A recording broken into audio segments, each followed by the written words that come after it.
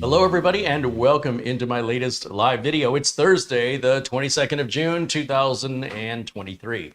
My name is Kerry Holzman and I am a real working computer technician in the industry over 30 years.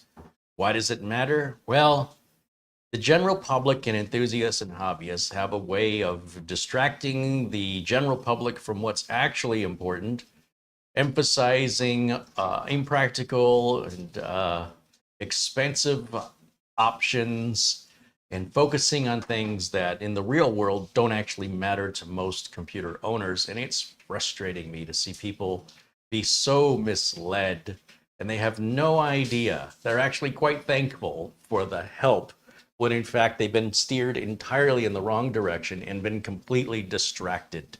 It's frustrating when you're in my field and you get the phone calls from the customers who don't understand what they bought. And look, at the end of the day, it's up to you to do your own research and to make your own decisions and to consider the information that you're acquiring over the internet, because anybody, and I mean anybody, can post information on the internet and it stays there forever.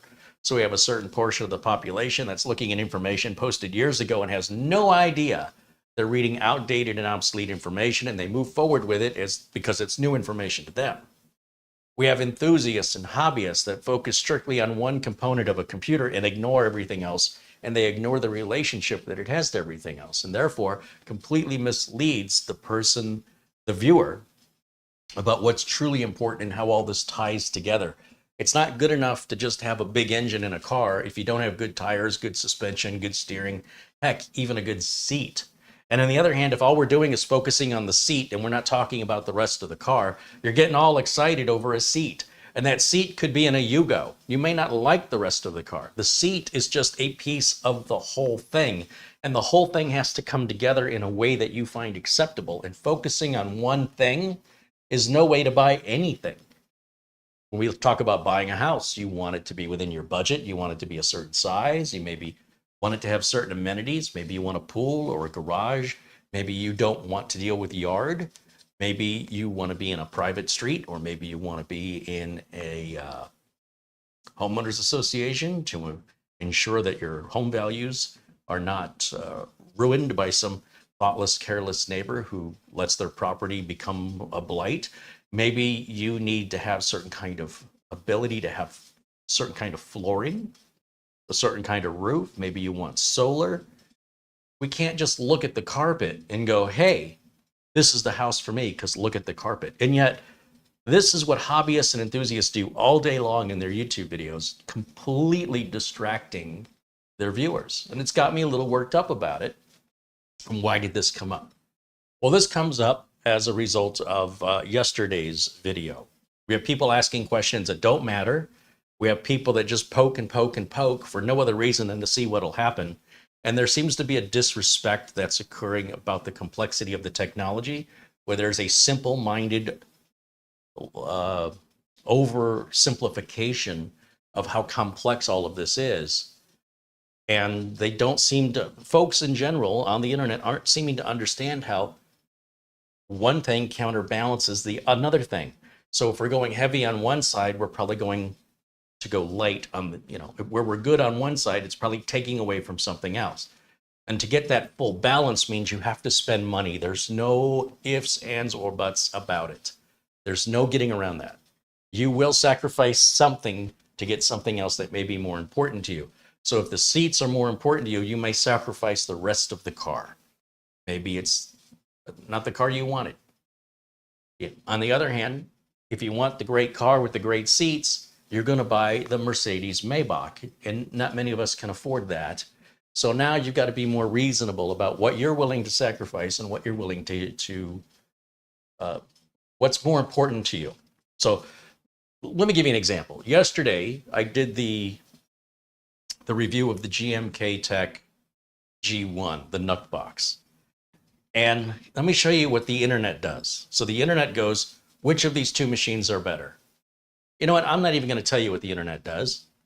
You tell me which of these two machines are better. I'm going to help you out here, and I'm going to put up a comparison of the computer I have in front of you today Let me find my window capture. Okay. So the computer I have in front of you today is a Ryzen 3 3200U processor that came out in 2019. The processor that we looked at yesterday was the Intel N95. Now, if I ask you which of these two machines are better, most simple-minded folks out there go down and look at the score. They go, well, obviously the Intel N95 is better. But nobody's asked about the price. Nobody's asked about the connectivity options. Nobody's asked about the number or speed of the NVMe, or is it SATA M.2 slots. Nobody's asked about the speed of the Wi-Fi or the Bluetooth. All we're doing is we're looking at an internal number based on just the processor.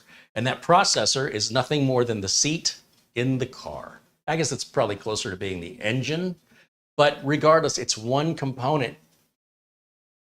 Have you ever tried driving a car without a seat? The seat is pretty important. You ever tried driving a car without a transmission? Kind of can affect performance. You ever tried driving a car without brakes, without tires?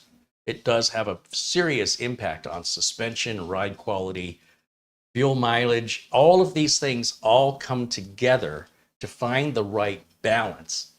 Okay, so which of these two computers would you rather have?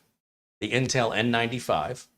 Now the Intel N95 will go to 3.4 gigahertz. The Ryzen 3 3200 from 2019, that goes to 3.5. So 100 megahertz faster, who cares? The number of physical cores, the N95 has 4 cores, but no hyper-threading. So it's 4 cores and 4 threads. The AMD Ryzen 3 has 2 cores that are hyper-threaded for 4 threads. Which one's better? 4 pure cores or 2 cores and 2 hyper-threads? See here? Release date, the first quarter of 2023 on the N95, second quarter of 2019. Okay, think about this. Some of you may immediately go, well, he's obviously steering us to the cheaper one that's older. That's obviously better, but we don't know why.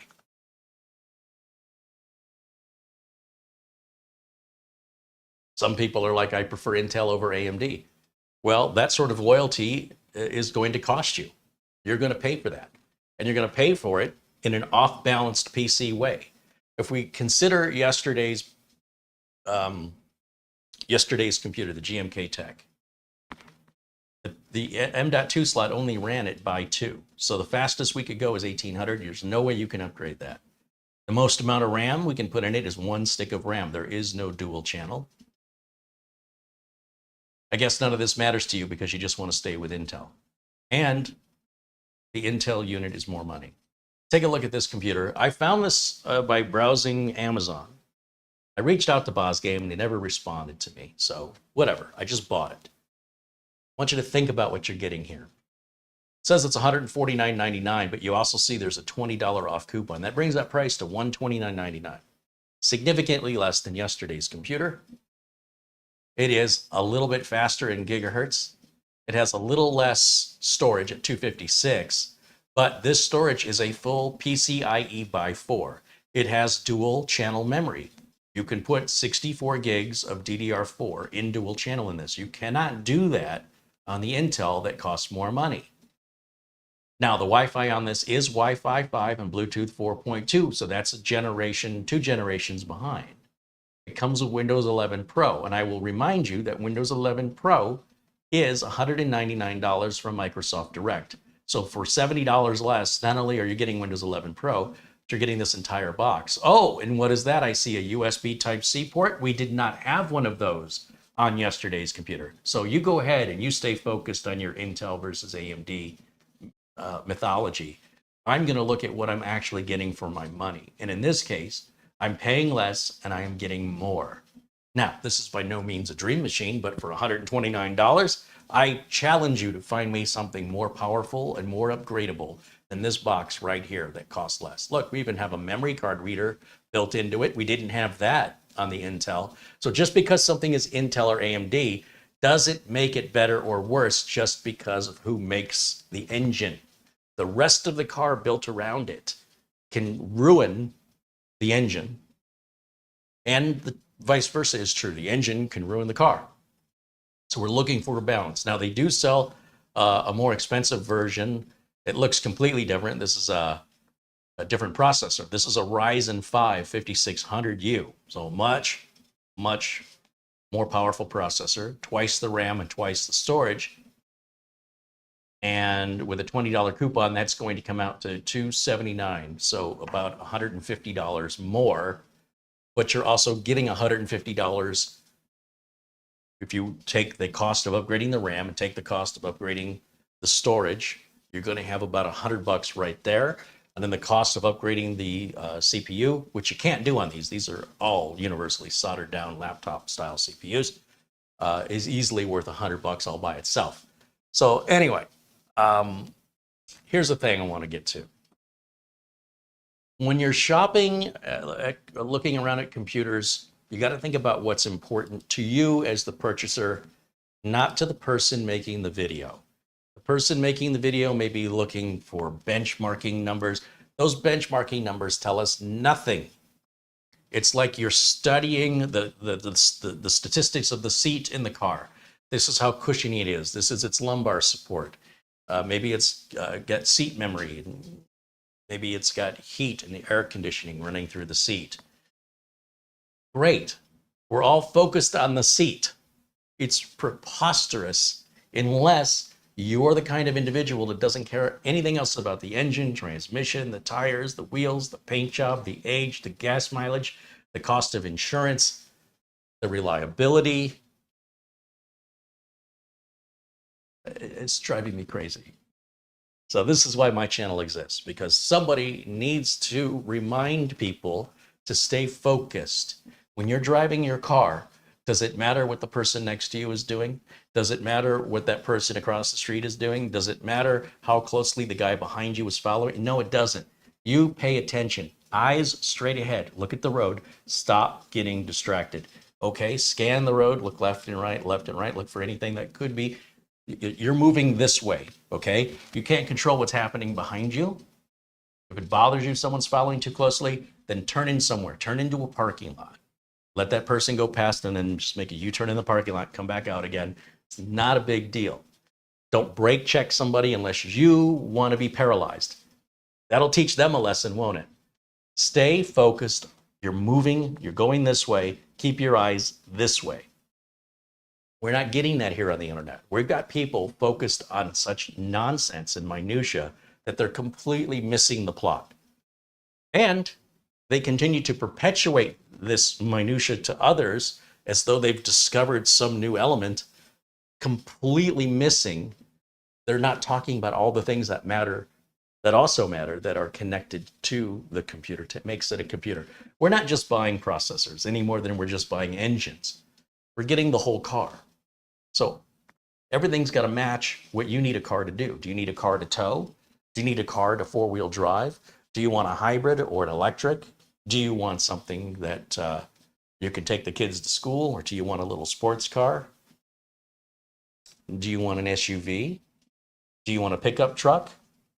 Do you need to haul a trailer or a boat? So many cars exist. Which one's the best one? There is no best one.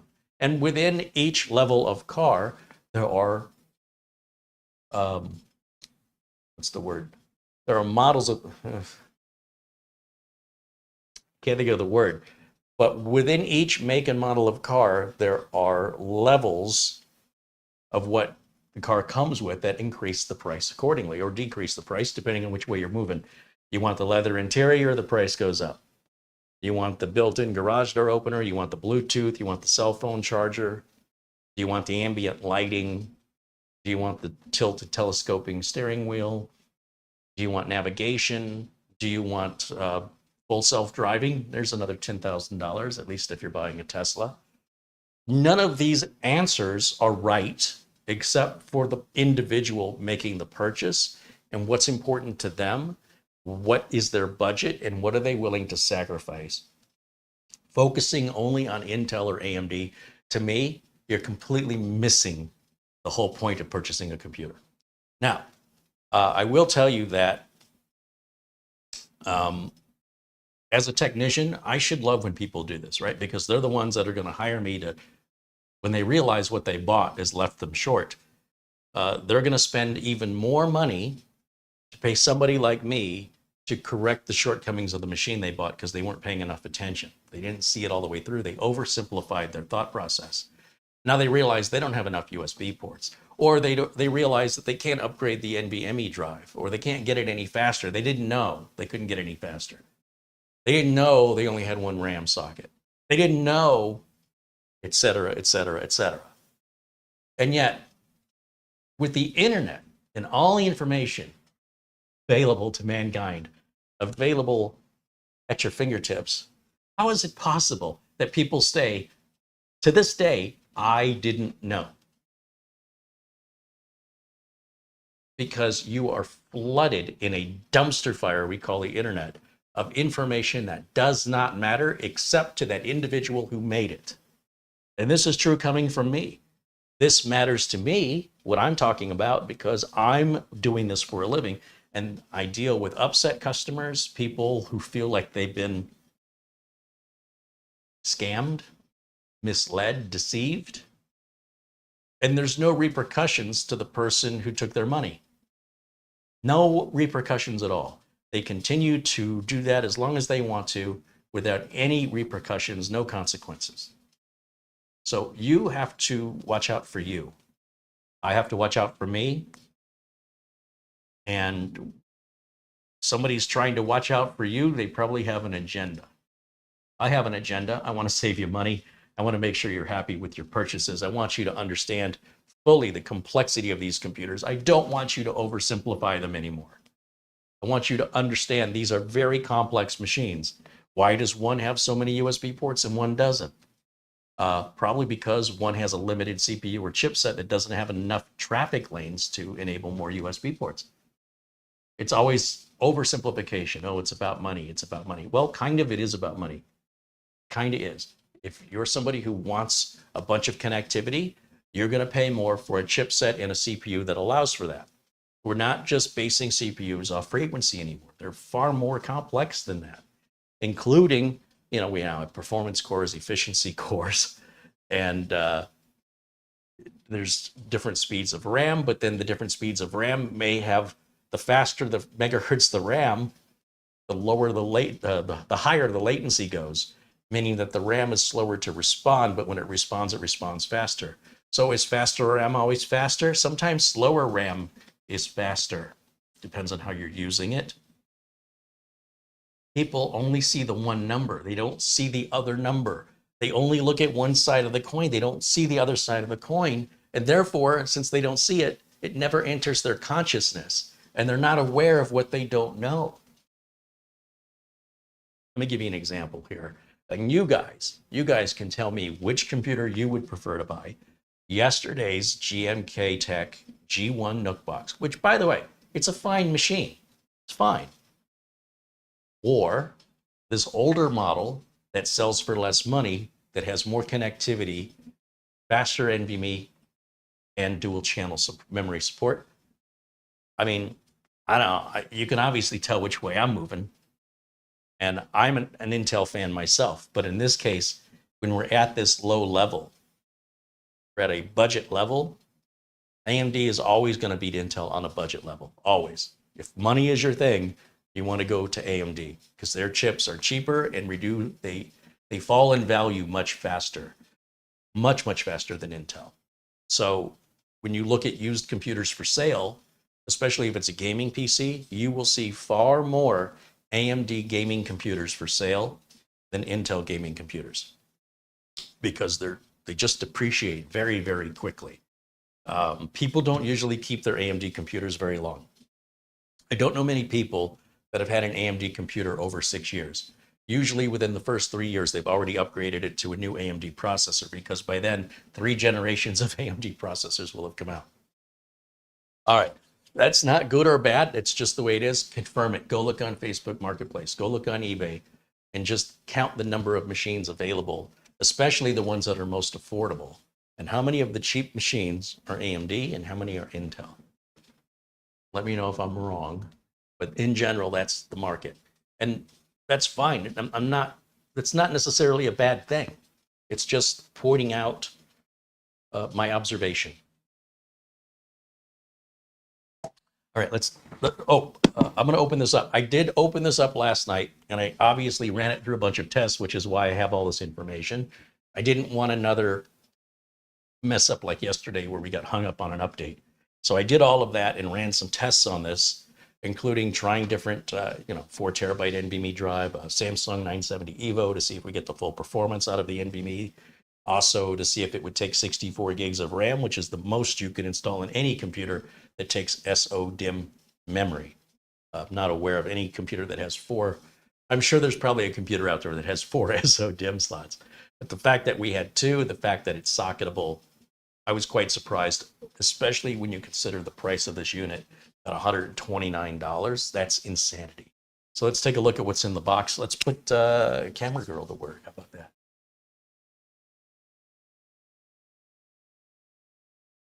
And Peter Laycock says hello and contributes. Sorry, I missed that a little earlier. He contributes 10 pounds. He says, good evening, Carrie and Marlena and everyone in the chat. All the best from Bonnie, Scotland, where the temperature in Edinburgh is 71 degrees Fahrenheit.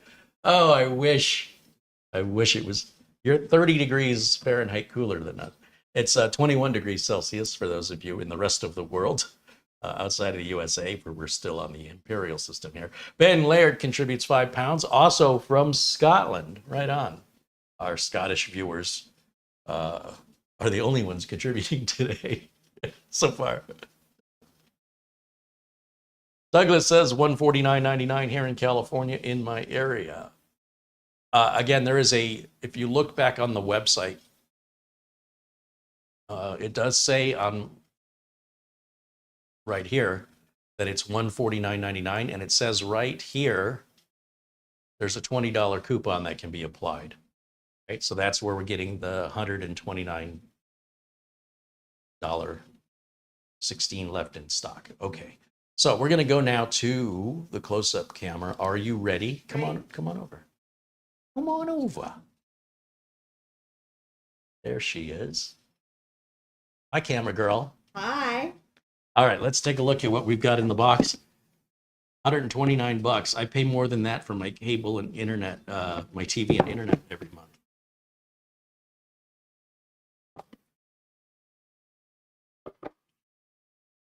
Product and safety info. I've sort of put this back in the box, sort of the way, as close as I can remember how it came out. This was in a plastic bag. I had to tear to get it out, but you'll see it's a very different design. There's our power button headset, which can be used for microphone, headphone, or a combination of both. There's our super speed USB 3.0, actually 3 point something, I have to look. That's Type C, and then 2 Type A USB 3s. Coming around the side, we've got a memory card reader, micro SD card reader. We've got a Kensington lock port if you want to lock this bad boy down with a steel cable and tie it down to something so we don't have to worry about somebody walking off with it. We've got a barrel connector for our power. We've got 2 HDMI outs. We've got a USB 3 and a USB 2. And our LAN port, is that 1 gig or 2.5? I don't know. Now, I have complained about Minis Forum liking to put rubber feet over the screws, and you have to remove the rubber feet to get to the screws. And I said, they could move the rubber feet or they could mold a little hole in the rubber foot. Somebody said, but it's aesthetically more pleasing. Who's looking at the bottom of the computer? Oh, and it's no big deal to get a glue stick and glue the feet back. Oh, so as a technician now, I've got to carry all of my tools and a glue stick. Take a look at what BosGame has done. Look at the bottom. We have rubber feet and we have holes for the screws. Look at, see, they don't have to be over the other. You can simply move the rubber foot a little bit away from the hole, and it's still aesthetically pleasing if for some reason you're looking up at it through a glass table as you're lying on the floor, because that's how we all use our computers. All right, let me get this hooked up. Let's turn it on, and I want to show you a few things about this, and then we will open it up, and I will show you the inside. Even the way it opens is a little bit different here. Now remember, BosGame, when we reached out to them, did not respond to us. So we just bought this using money that comes from viewers like you contributing to the channel. Folks like Ben Laird and Buster, Peter Laycock, make these videos possible. If you're a member here and you're supporting the channel, I thank you. It's because of you that we're able to do this kind of content. And I think this content is more important than just reviewing what companies want to send us. Because there's other products out there they may not want you to see. So they're kind of controlling what our content's going to be by offering us the product or sponsoring. And by us being independent financially, we can do things that they may not be okay with. But as a consumer advocate, I want to make sure that you guys understand what your options are other than what's being told to you through paid sponsorships, okay? Now, in the box here, we've got this little area here. This was also in a plastic bag that I removed. This is our power adapter, which doesn't say BosGame anywhere on it. So again, I would label this, because if this gets separated from the unit, just plugging it in is no way to tell if it's compatible. You put in something that's reversed polarity or higher voltage and you will burn up the thing you've plugged in. And oh, then this is all we get. We got a little tiny USB cable. There does not appear to be any VESA mount. Oh, wait a minute. I don't even think I saw this yesterday when I was... There is more. Yes, there is a VESA mounting bracket in screws. That explains why there's this really short HDMI cable. If you wanted to mount the computer behind the monitor, you could totally do that. All right. $129, ladies and gentlemen. So what are you going to get for $129? It ain't much. But some people don't need much. You could buy a school bus, but if it's just you living alone, doesn't seem like to be a really good purchase unless you have some unique use for it. All right, we're going to plug this in. We're going to turn it on. Hit the power button. You'll see we get a light right there. And camera girl, you can take a break as we go over to our HDMI input, and we'll see this load. And we'll come back to you here in a minute when we want to open this up. Thank you. You're welcome. Colin Hunt with £5. Thank you, Colin, for contributing to the channel.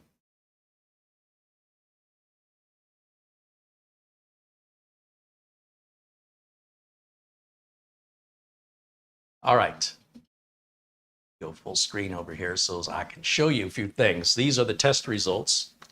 Oh, I guess I need to plug my keyboard and mouse in. Well, thank goodness I have more USB ports. All right, let me plug my keyboard and mouse in here. There we go. And let me show you some test results. Crystal Dismark. Let's see, what is this?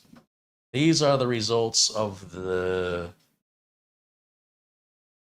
internal NVMe drive included with the unit. Will the unit work with a 4 terabyte drive?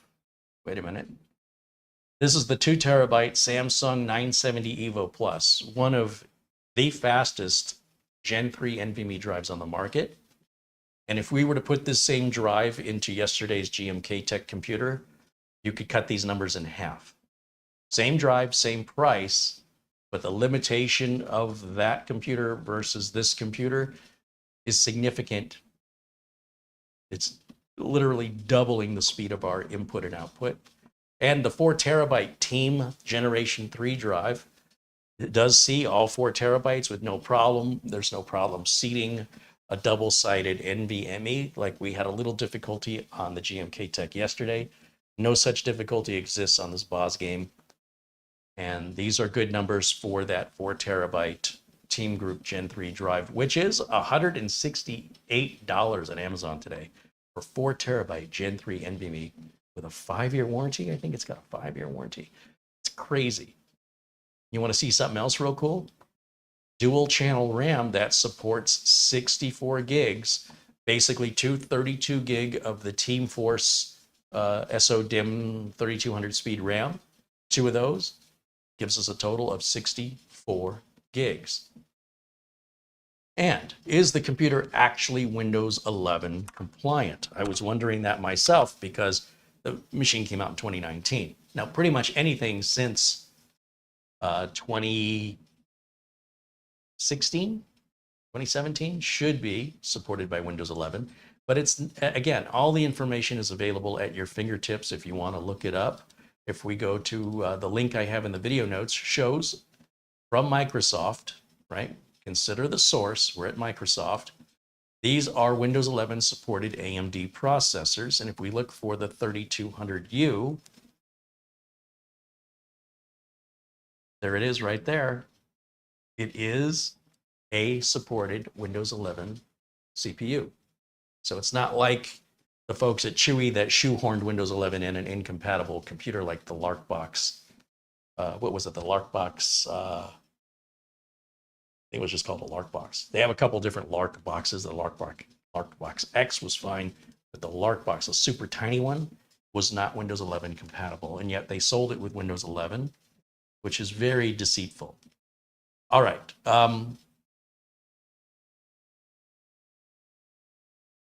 Back here.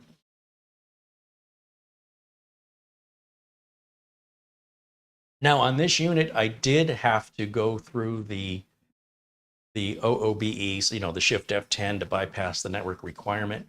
And anytime I need to install Windows 11 from my updated Windows 11 image that I remade since Microsoft updated it, anytime I use this, which I have not used on this, by the way, I'm just saying, anytime that I use this now, it does require the network login. So I have to hit the Shift F10 and do that whole routine.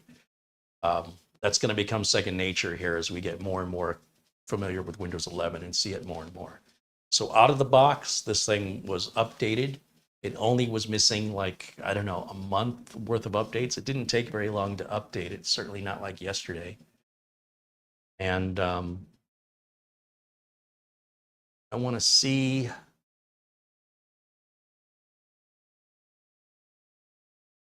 what kind of network card. I want to check that while I'm thinking about it. Let's find out the network card information. We're going to go over here to the start menu, right click on it and choose device manager. And if we look under network adapters, we have a Realtek gigabit. So it's not 2.5, it's just regular gigabit, which is what the vast majority of people are using anyway. Not that 2.5 gig is going to make your internet any faster for most people. Most people do not have multi-gig internet.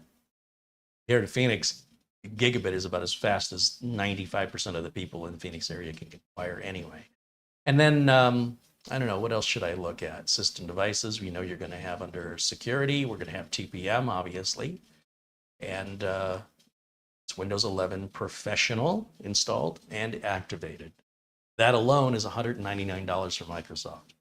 So imagine getting $70 off of that price, and they're going to throw in a case, a motherboard, a processor, a CPU cooler, 256 gigs of storage, NVMe storage, 8 gigs of DDR4 RAM, a Wi-Fi adapter, a Bluetooth adapter. Well, the Wi-Fi and Bluetooth are the same adapter. And a power supply. And give you $70 off. That's what this is like. Let's see. Before I shut this down, do any of you want to know anything about the hardware? You want me to look at the device manager for anything? Or do you want me to check anything that I need to check while the machine is on? Ask now in the chat or forever hold your peace.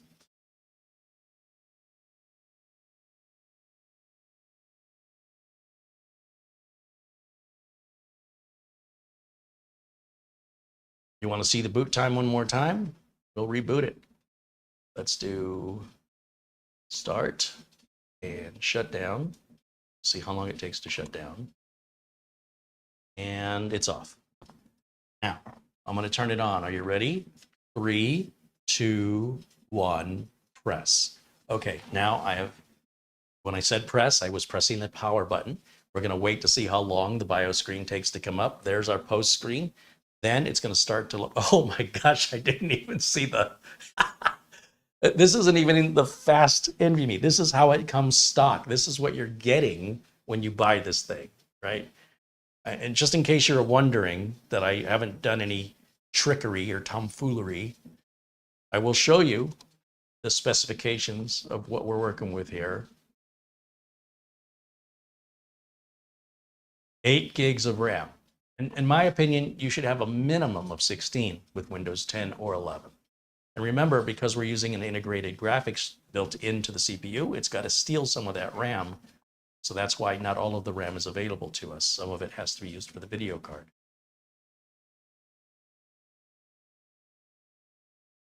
I've never heard of BosGame. I don't know who they are. I don't know. I mean, they're obviously based in China, Hong Kong or something. But so far, I'm impressed.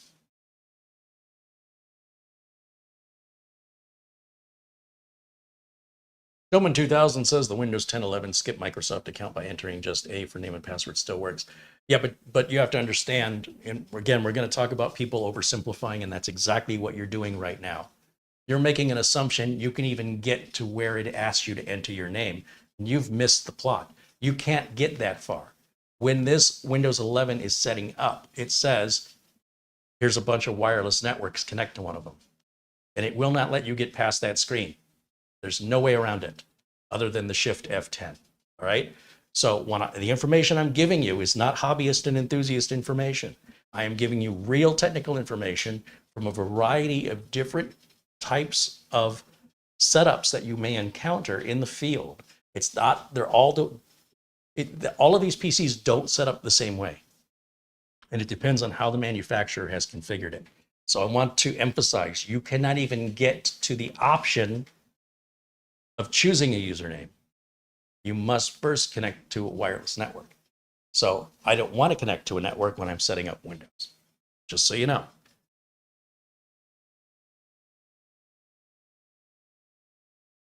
Okay, now I'm going to close this out.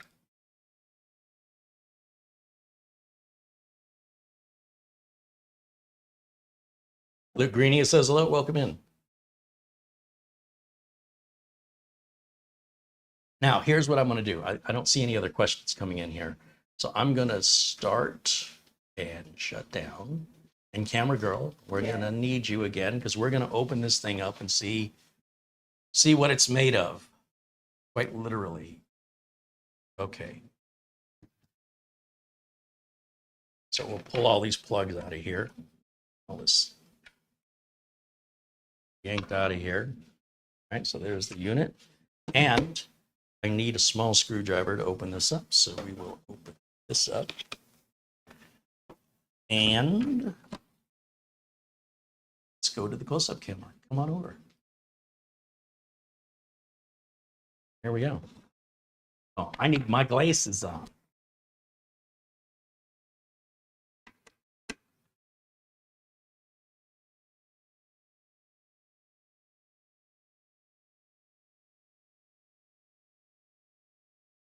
Okay, 4 screws, no rubber feet to remove. Standard Phillips head. And you're going to need a pretty narrow screwdriver to get into these recessed holes that are pretty narrow. Now, if you look carefully at where the seams are, you can kind of get an idea of how this is going to come apart. You can see a little bit of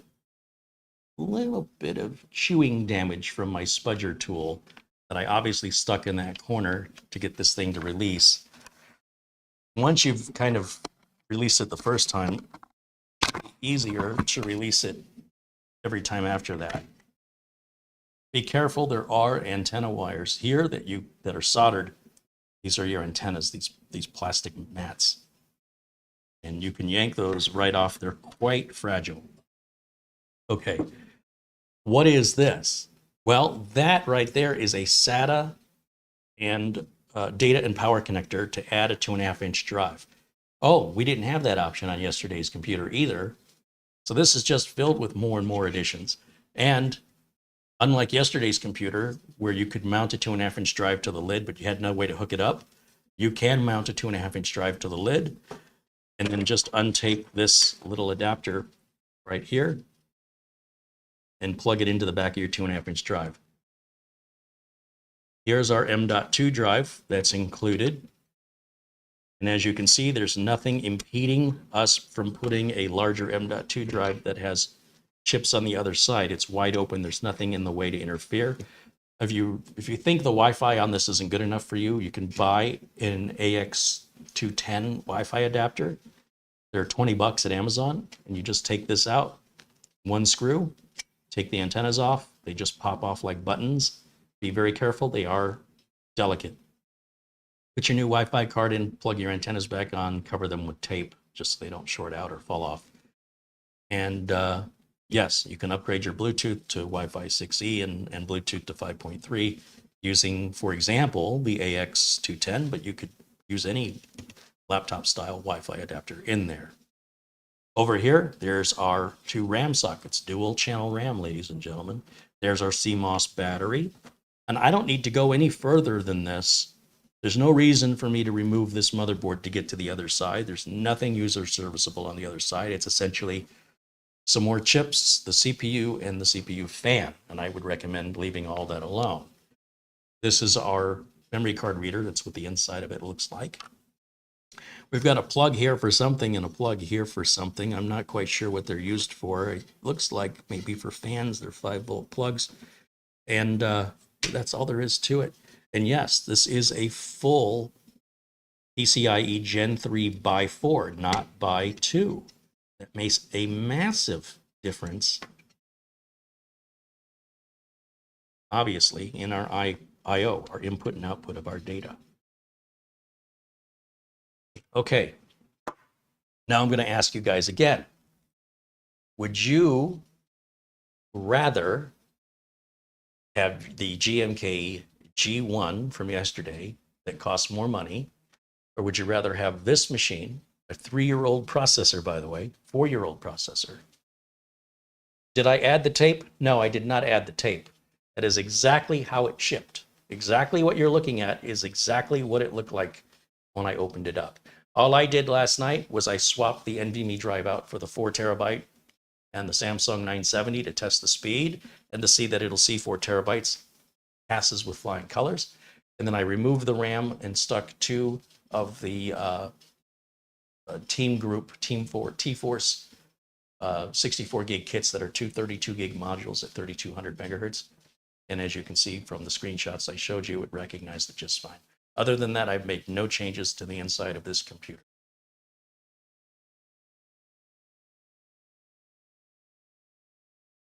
Bruce says I'd rather have that machine, and not just for gaming, because it's just all around better. I don't think this would be an ideal gaming machine. Essentially, we're at a budget level here, and gaming is not a budget thing people do. Gaming is an expensive luxury. So if you want to buy a luxury car, you're going to pay luxury car prices.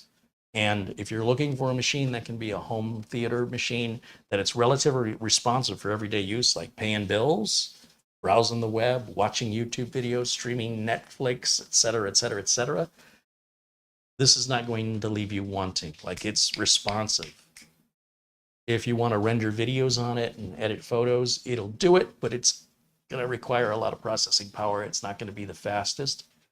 If you were to put money into upgrading the NVMe drive to that Samsung 970 EVO, the 2 terabyte drive, that's one of the fastest Gen 3 drives on the market, is on sale at Amazon right now for $99. And if you wanted to upgrade the RAM, that 64 gig Team RAM, 64 gigs, 2 sticks of 32, $98 at Amazon right now. Now, granted, just the NVMe drive at 2 terabytes, which is 8 times more than we have in here, and upgrading the RAM from 8 gigs to 64 gigs. So that's 8 times the amount of RAM, right? 8 times 8, is that 64?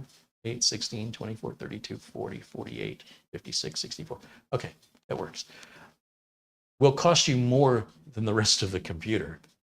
But at least at that point, if you've maxed it out, there's no upgrading it beyond that. At least if at some point you reach that you feel the machine's not responsive enough, it's become slower because you're using it for something it's not really designed to do, such as rendering videos. Again, it's going to do it. It's just going to do it slowly. By adding the faster NVMe drive and adding a lot of RAM, then what you're doing is you're removing any obstacles in the path of the machine performing to its greatest capability. But if you're going to add $200 to the price of this $129, then you're at $329, and maybe you should be looking at a Ryzen 5 or a Core i5 Nook or Mini PC to get you more power right out of the gate. You've got to take something, you got to give something to take something. You're either going to give more money to get more power, you're going to sacrifice money, get less power. You can get the best out of the least amount of power by making sure you've got fast storage and a lot of RAM, or you can spend more and get the faster processor, which may come with a 16 gigs of RAM and 512 gig SSD just by default. But again, they're generally not the best RAM or SSD because the manufacturers are trying to keep the prices down. So then later on, you want to spend $200 and upgrade that, you can. So you have to decide what's right for you. There's no one size fits all. There's no, this is the way. There's many different ways. And you should understand the pros and cons of the decisions that you make and how it's related to the money that you're spending. And at the end of the day, those of us who have an abundance of money do not have to make sacrifices. Like if somebody's got a multi-millionaire, whether they buy a Matchbox car or a real car, it makes no difference to them, right? It's still unnoticeable to their bank account whether they spent $3 on a Matchbox car or $150,000 on a Bentley. All right, let me see what they're saying in the chat room here. Will this run the Feijing S880 M.2 Gen 4? Yes, but you'd be wasting your money. The Gen 4 drive will only run at Gen 3 speeds when it's plugged into a Gen 3 socket. It will never, ever be upgradable to Gen 4. That's all inherent into the chipset, which was related to the CPU. Remember, oversimplification. But Gen 4 is backwards compatible. Gen 5 is backwards compatible. But Gen 4 and Gen 5 will run hotter, and you may end up with a heat-related issue, but you'd be spending more money effectively to put yourself in a worse situation. The Samsung 970 EVO will run faster in a Gen 3 socket than that Feijing S880 Gen 4 will run because it's being bottlenecked by the socket. It doesn't matter how much faster of a drive you put in there, it can't run faster than the socket. So in my opinion, if it were me, I would not buy the Feijing because the price difference is so minuscule. I would rather have the Samsung drive because I know of its quality. I also like the Samsung Magician software. And I'm also putting a Gen 3 drive into a Gen 3 socket, so I know I'm maximizing my dollar. But if you wanted to, you could put any M.2 storage into that socket. They will all work, period. They may not all work equally, and they may not all be the same value per gigabyte. But once you max out the bus on the motherboard, it doesn't matter how much faster the drive is. It won't make any difference except potentially creating a heat-related problem. I mean, maybe you could get a heatsink on there, but even still, these mini PCs, they are very confined and they don't have very good air circulation, and they tend to run warmer than a traditional desktop. And as a result, if you want to go that way, plan for that. Okay? But I appreciate the question. Blue Greenie says, I'm still impressed with the video quality of that close-up camera. Well, is it the camera or is it the camera person? Camera person. Yeah, I think you might be biased. All right. One final look inside, and then we'll button her back up.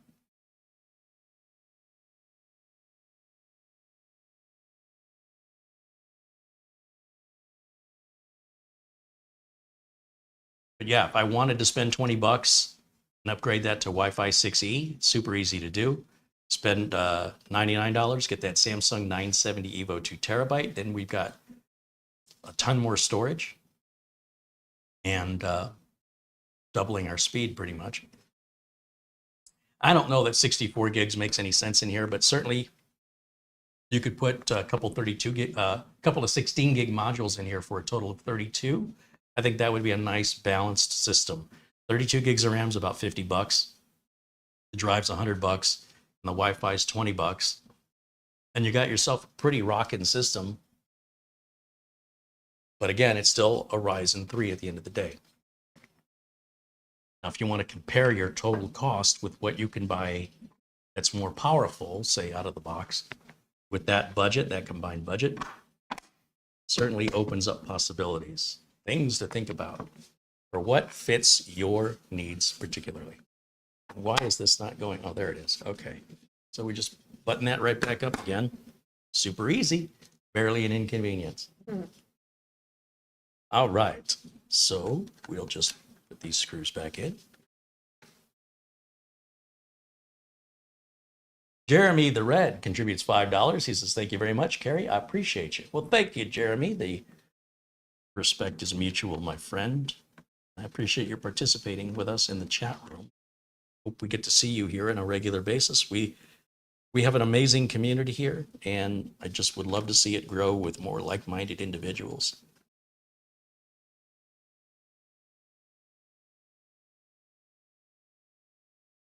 Doesn't get much easier than that to get into the machine. But the initial opening, this was confusing for me because I didn't know how it opened.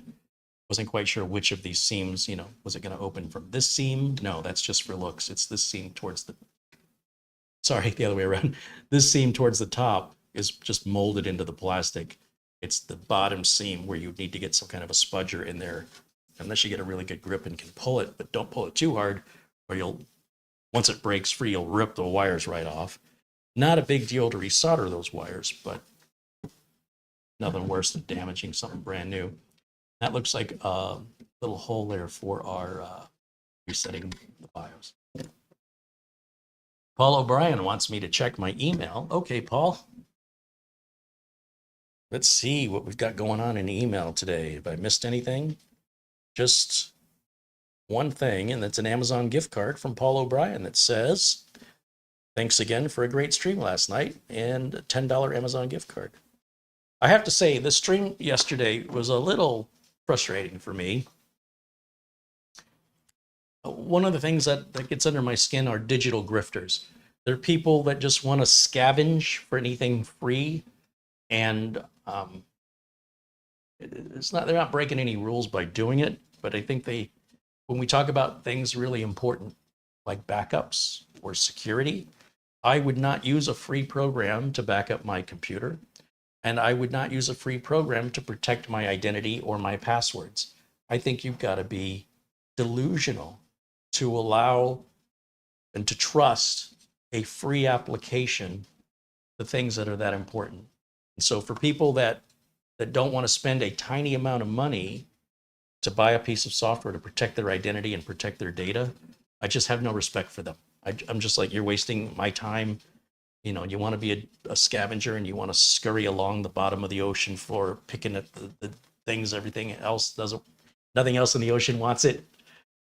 You have the right to do that. But I can tell you that as a business owner, those are not the customers I want. Those are the customers that are always going to have the most amount of problems. But those are the customers who always want to pay you the least, or always expect, like, oh, I just have a question. I just have one question. So they don't think they have to pay you for your time. They're not all that way, but there's a pattern that the ones that do that quite often are these grifters. And so I would obviously have been out of business many years ago if I catered to them. So I'm going to let them go their own way. But I want you to know that if your data is important to you, and that includes your passwords, your identity, the photos and documents you have on your computer, do not entrust them to anything free. With a free, you get no support, you get serious privacy concerns, and you have no guarantees if things go wrong that there's going to be any consequence that's that you have no leg to stand on to get any service. It's sort of like, if it works, it works. If it doesn't, it doesn't. Either way, we're not responsible. I can't run a business that way. Can you imagine if I said that to one of my customers? So when we pay for things, then it's understandable that we have expectations. But if we don't pay for things, then your expectation should be adjusted accordingly that, hey, this thing is free. It's not going to be robust. It's not going to be feature rich. It's not going to be easy to use in most cases. It's not going to get updated regularly. A lot of free things aren't free anymore. And I want you to think about how many things that were free that aren't around. Shouldn't take very long to think about it. Had a number of things that were free on the internet for a number of years until it became unsustainable, because by doing it for free, you're relying on advertising and selling people's data, but your data is not worth much. If you saw how much, and I don't know how many of you have done this, but if you go to Google, you can actually go through the steps to see the data Google has on you. And I thought initially, who cares? What are they going to have? A couple of things, right? There were over 200,000 line items of data Google had on me. 200,000. And the value of that was just over $12. I'd rather pay the $12. Because when I saw just how much data there was, and I didn't look through all 200,000 lines, I just told Google, erase that and stop tracking it. And you have to do that manually if that matters to you. It didn't matter to me until I saw how much there was. I honestly thought they're not going to have that much on me. Oh, I was wrong. They collect stuff that you would think doesn't matter, like the type of background you have on your Windows desktop. If it's wallpaper, if it's active, even your font size. I mean, who cares? They collect all of it and they piece it together. They, being a computer, pieces it together to sort of build an analytical data model of your shopping habits and what you're most likely going to buy so they can tailor advertising to you. That's worth, again, in my case, a little over $12.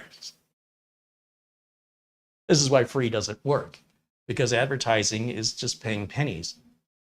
And after a while, if the advertising isn't getting the results, then it's going to be harder to find advertisers. So things like Log Me In used to be free, not free anymore. Malwarebytes used to be free, not free anymore.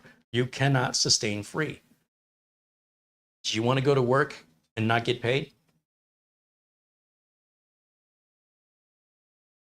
I don't know how you're going to be able to do that unless you're independently wealthy and you have some other source of income to pay the electric bill, the water bill, to buy your food, pay for your shelter. We work in exchange for that sacrifice, we get paid. So I wasn't real happy that we went off the rails a little bit yesterday. I wasn't happy with the show, but I just think if people want to live in their own little world of just, being grifters and grabbing everything that's free while it's free, because it won't stay free forever, it's just wasting my time, right? I don't want to get sucked into their time abyss as they're trying to figure out how to make this free thing work. Or they're too cheap to buy a new computer. I don't want to get sucked in to making this old computer work that should have been long ago sent to recycling. They're free to do that, but I don't want to get dragged into that. I want to help customers with modern computers who have modern, real problems. I don't mind if a customer has an old piece of software they don't want to let go and they need it to work. What I do care about is if they have a bunch of it, or if they have unrealistic expectations by thinking that this software is just going to last them forever. And then they're upset with me when eventually the day comes where the software just isn't going to run anymore on the operating system.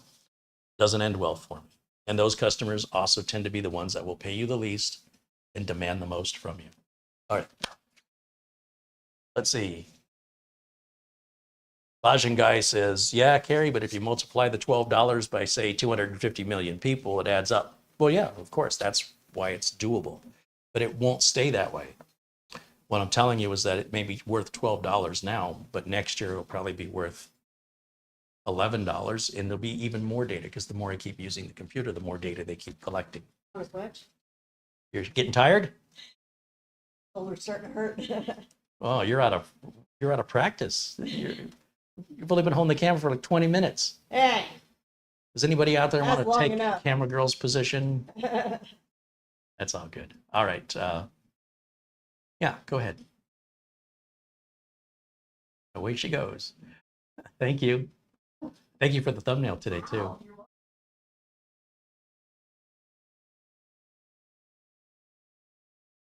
Yeah. When people treat their data so dismissively, then I want to treat them the same way. I guess that's where it's coming from. So I'm surprised anybody said they liked yesterday's show because I went off a little bit. It's just when you see the tragedy, when you see the side of it, when the data loss occurs, I've seen some pretty horrendous stuff. Customer calling me in tears that a laptop was stolen while she was at work. Someone broke into her apartment, stole her laptop, and on the laptop were photos of her son. Her son died earlier that year, and those were the latest photos she had of him. And she was curious because she knows I back up computers before I work on them, if by chance I still had her backup. And of course I didn't, but even if I did, it would be a big mistake for me to return that to her, because then the question becomes, what the heck were you doing with my data when I didn't give you permission to have it? And furthermore, how much is that data worth? Is that something I would just turn over? Or is that something I should sell back? Because if they couldn't be bothered to back it up, they'd have to buy a backup drive, they'd have to buy backup software, and they'd have to do the actual labor to do it. How much financially is that realistically worth? I'm not talking about gouging anybody. I'm just saying, if they would have backed it up the way they're supposed to, how much would they have spent for, let's say, a Cronus and a backup drive? And then how much time would they need to figure out how to use it? And so what would be a fair price for that? But it was a situation that I didn't have to deal with because I didn't have the data. And furthermore, by me holding on to the data, if I had, what's the storage fee? Can I just drop some stuff off at your house and let it sit there and not owe you any money for the inconvenience of having my stuff taking up your space? Are you aware of a storage facility that lets you rent out storage areas for free? And that's why you've got to look out for yourself. Nobody values your data except you. And if you're a business and you lose your data, you likely will lose the business as a result, as a consequence. I've seen this. I've gone through it, and I've had to hold the hands virtually of trying to reassure people, you know, it's not the end of the world, things will be okay. You know, you've got your health. But if I seem like I get super serious about this matter, it's because of the trauma that I've had to deal with in this industry from people who've learned the hard way. Wish they could rewind the clock and go back and do it again.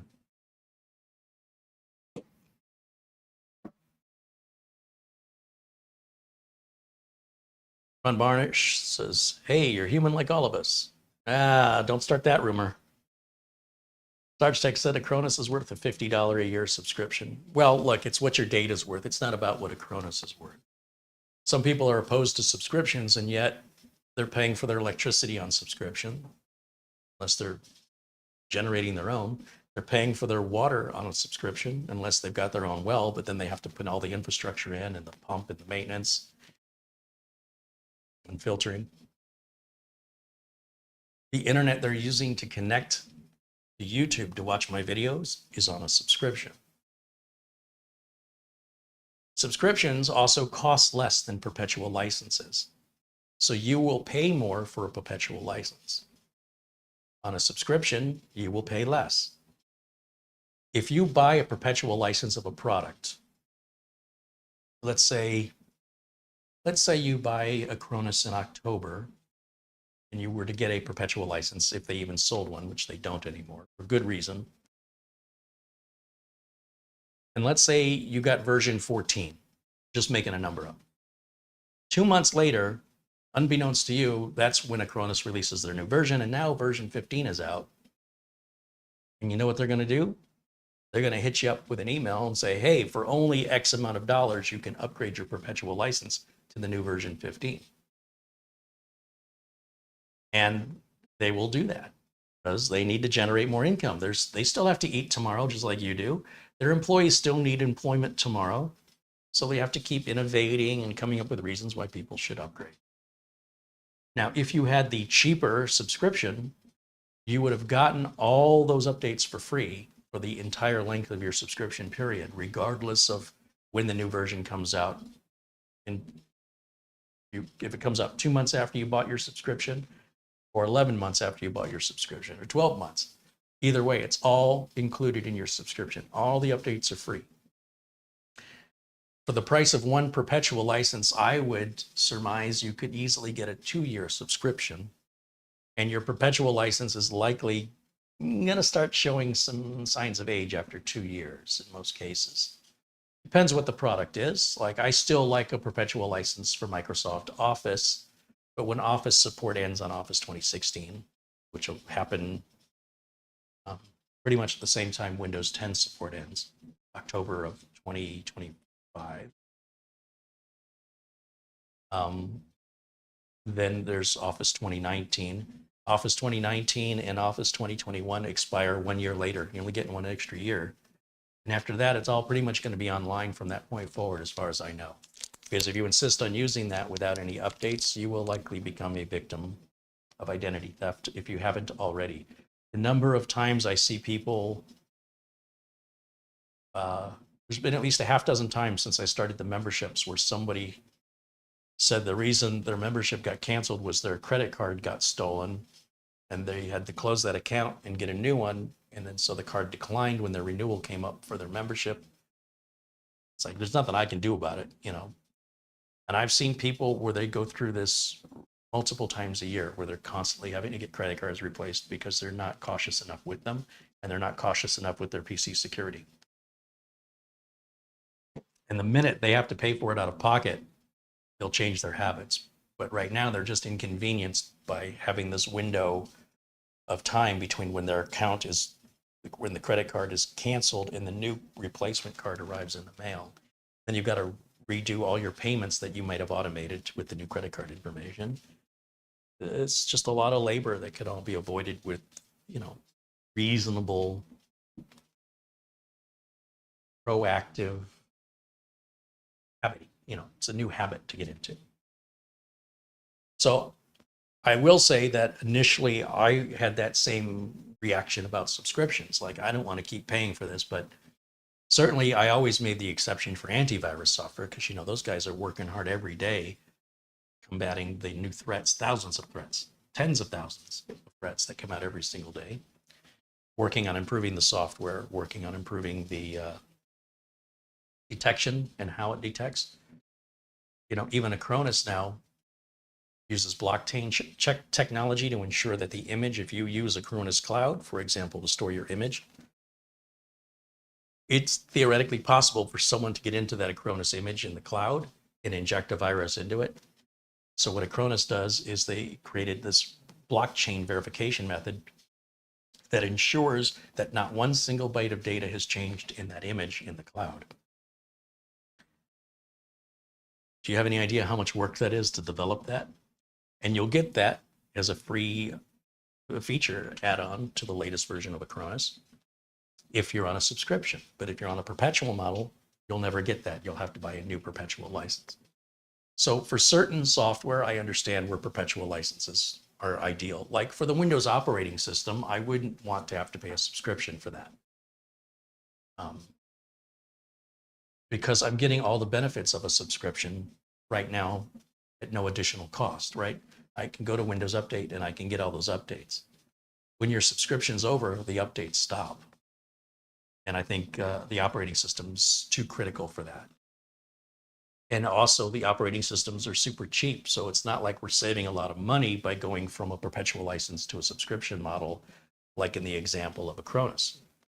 If you priced out how much the perpetual licenses were compared to the subscription's cheaper. Look at RoboForm. RoboForm is a subscription, and you'd want it to be. You want them to keep updating and keeping it secure.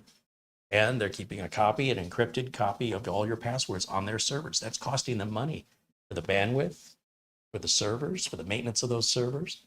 And they've got to keep updating the software because the browsers keep changing and enhancing more in the browsers for security.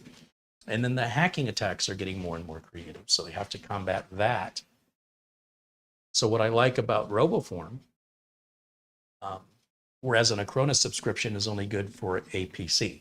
And they have multiple PC licenses, for example. There's a 3 PC license, there's a family license. Well, with RoboForm, it's a license per user, not per device, which means if you're the only person using RoboForm in your family, you want to put RoboForm on your desktop, on your laptop, on your tablet, and on your phone, there's no additional cost. That's all included in your subscription price. And every time it's updated, you'll get the update on the phone, you'll get the update on the laptop. It's wonderful. It's a nice peace of mind feeling to see those updates, to know that these are being done to enhance the security of your passwords, as well as introducing new features that you may not even realize you got until someday you stumble on it or you read the release notes of the update, which I never do. And you're like, oh, well, now they do this thing now. That's really cool. So we talk about that with the folks at RoboForm. We've talked with the folks at Acronis. And there's certain pieces of software when it comes to your security, your identity, and your data. And I can't emphasize this enough, but if you're just going to look for free solutions for that, or you're just going to buy one thing and you're going to use it forever, it won't stay secure. The internet's a very dangerous place. And if that information doesn't matter to you, you don't have any data you care about losing, you don't care about somebody steals your passwords, that's fine. You're also never going to be a customer of mine, and my business wouldn't exist if everybody behaved that way. I'd be, I don't know, maybe I'd be fixing cars.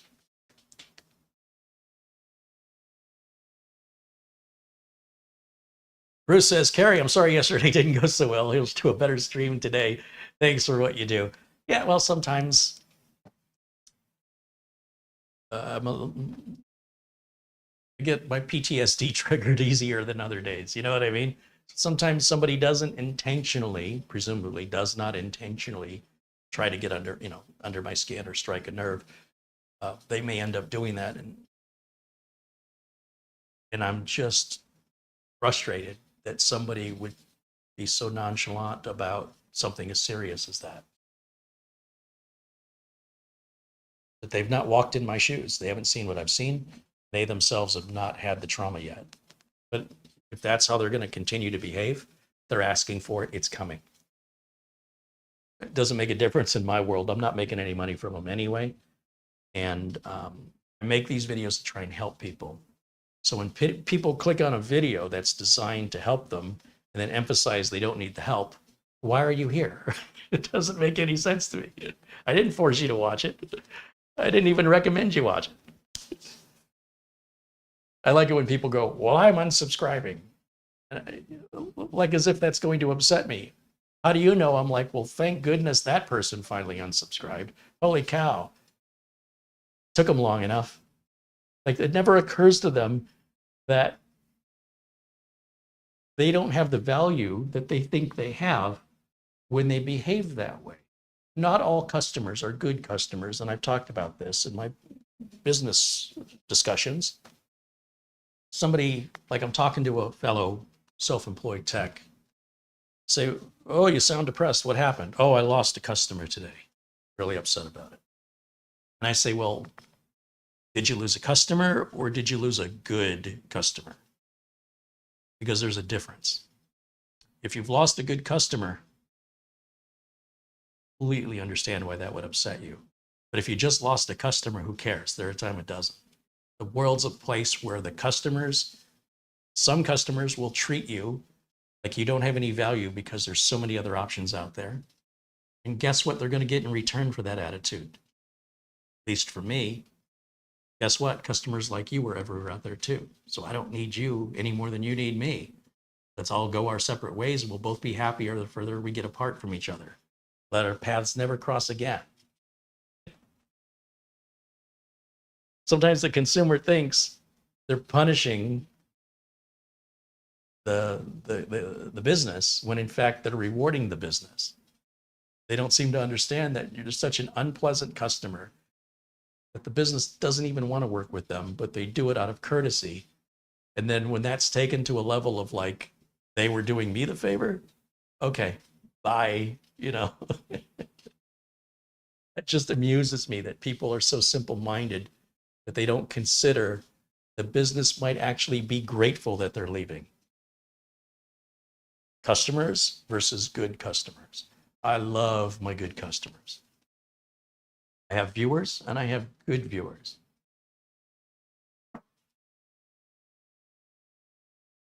They're not all worth the same amount to me.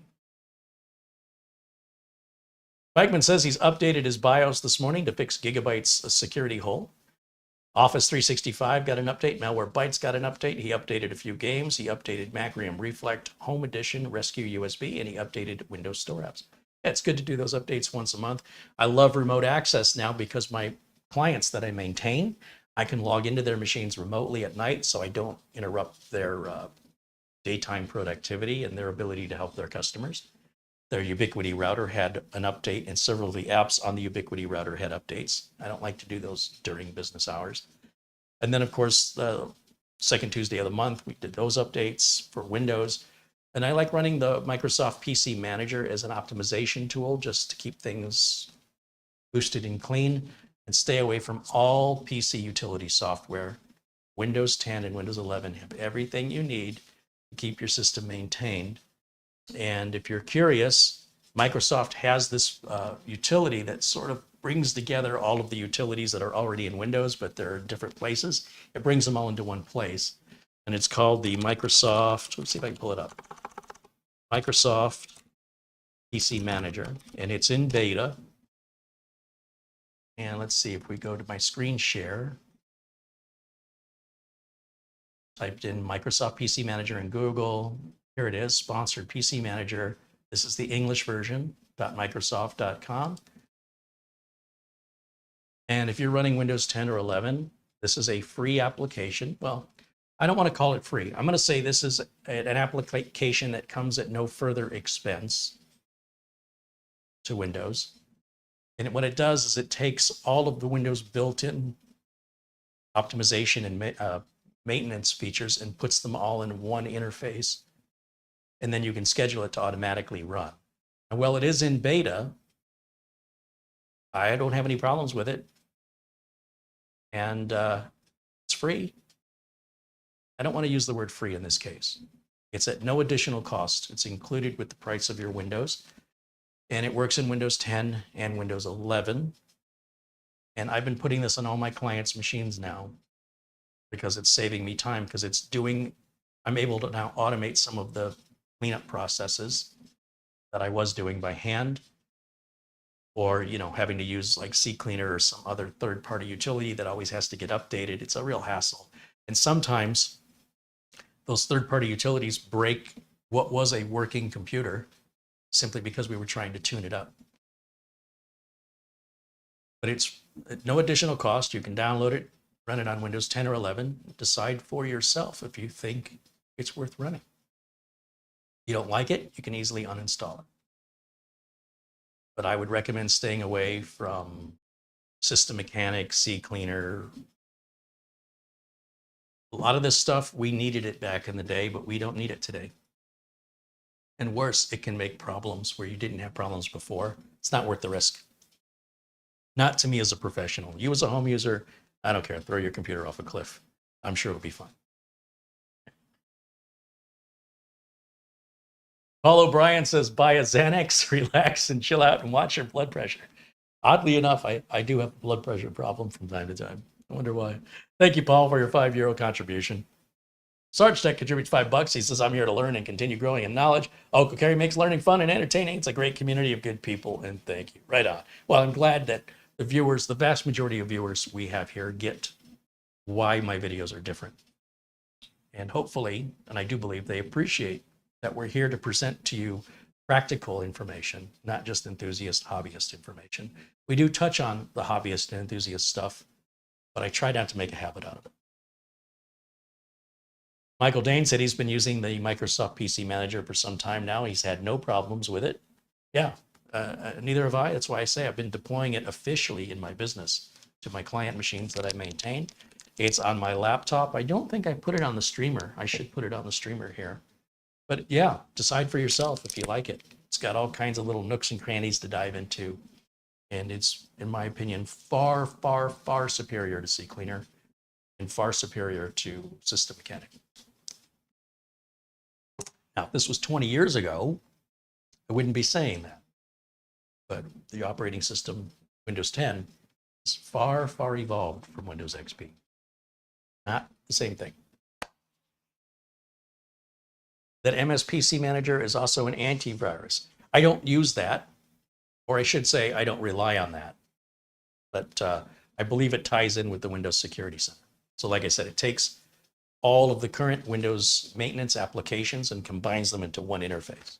I think that's all it's doing, but I'm not sure about the antivirus part, because that's the part I could care the least about. I will say it again, and I will say it as many times as I have to. You should not rely on anything that you are not paying for in the case of your security, which means antivirus, storage of your passwords, and backing up your data. If that stuff isn't important enough for you to pay a few dollars, I got no empathy for you when you lose it all. Okay? Do not rely on free for security, for data protection, for anything that's really important to you. If it's that important, in most cases, security, identity, data is the most important thing. It's worth a couple of bucks a month.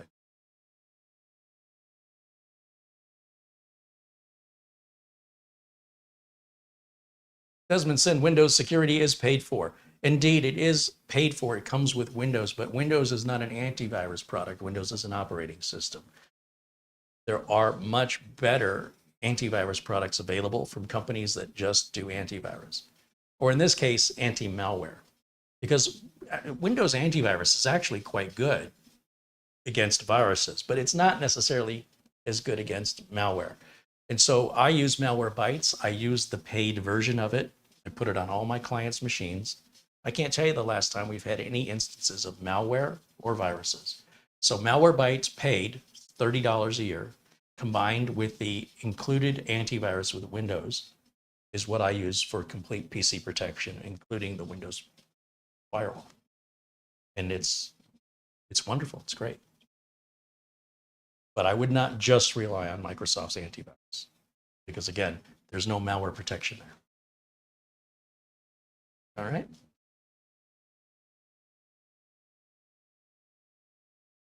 Michael wants to know, tomorrow, will I be reviewing the Zulu XR1? Well, that is what I have scheduled. I brought up the Zulu XR1 last night to get it all updated and ready, and it's crashing. I've taken it apart. I've emailed them. They wanted me to swap the drive out. This is not easy. This machine does not come apart easy. It is a really cool machine, but it is very, very difficult, if not the most difficult mini PC I've ever worked on. And it only uses a 2242 NVMe drive. There's no room for a 2280. And I think the drive's got problems. I ran memtest 86 and the RAM passed. So I'm not sure what I'm going to do tomorrow, because it's a product launch, and I'm not sure that by showing the product not working, you know, the company sent me the product for free. It's going to feel like I'm stabbing them in the back if I do that. On the other hand, I could take it all apart in pieces and then build it on camera and show you how it all comes together, the opposite of the way most people do it, in the hopes that maybe in doing that, I end up fixing it. They want me to mail the unit back to them to China. It's going to cost, supposedly they say it's $30 or $40 using USPS, and to only send the unit itself, none of the accessories or anything like that. And they'll either repair it or they'll send me a new one. But either way, they'll get me another one. But that's long past the launch date. I have a lot of other videos I can do. So I will make up my mind at some point in the next 20 hours of what I'm going to do tomorrow. But currently it remains scheduled that the Zulu XR1 is for tomorrow's video. I will work on it a little bit more today after the show, see if I can't get it resolved. I think there's an NVMe controller problem. I've swapped out the NVMe drive, and now the machine won't even boot. Before it would boot, and then it would just freeze up or blue screen. Now it starts to boot, And then just as it loads the desktop, I get a blue screen. It's not pretty. That's not a good way to introduce a new product, but this is a prototype product. I want to emphasize that. And it is really, really cool, but very, very difficult to work on.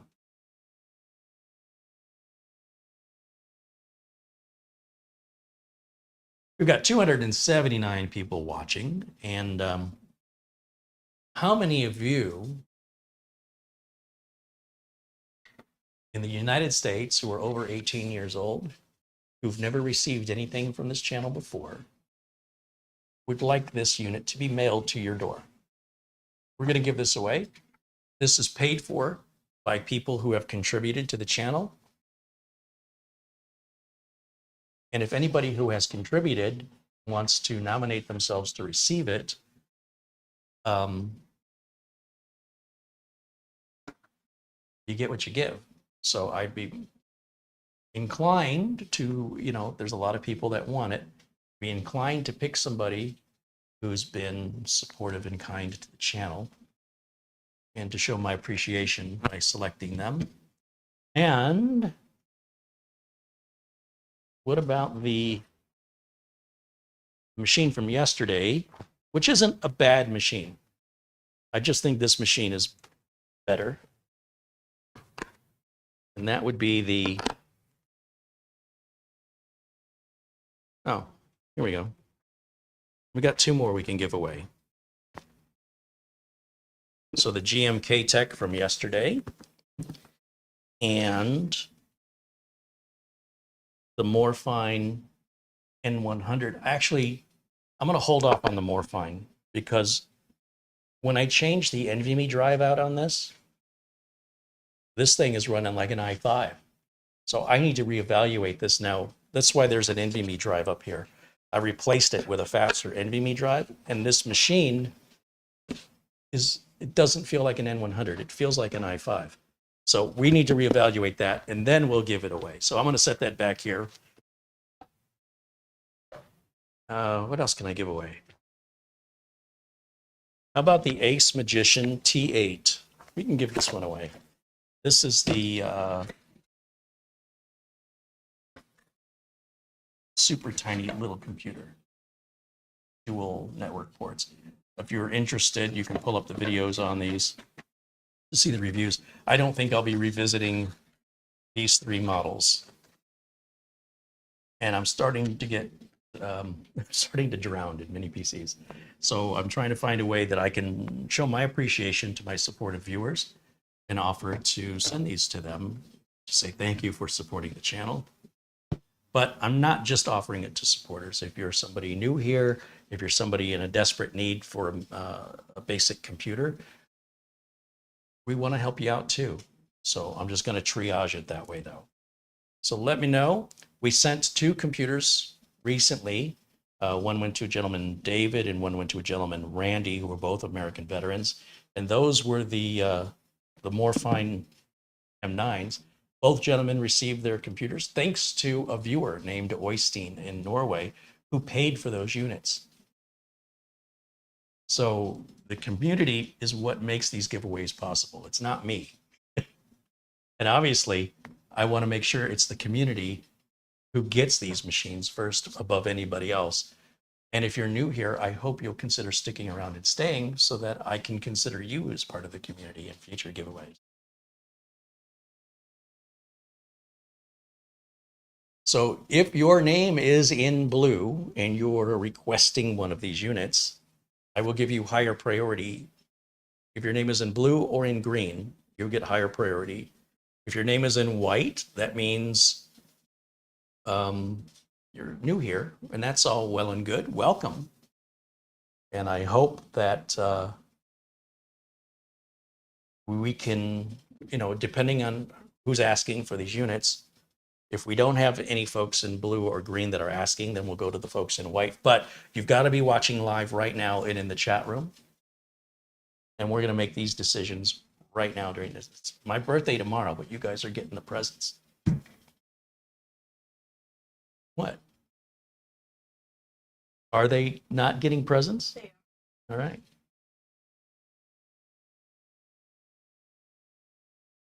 Steve H contributes $10. He says, please use this for shipping costs of the PC giveaways. Isn't that awesome? Thank you, Steve. Steve is a moderator here.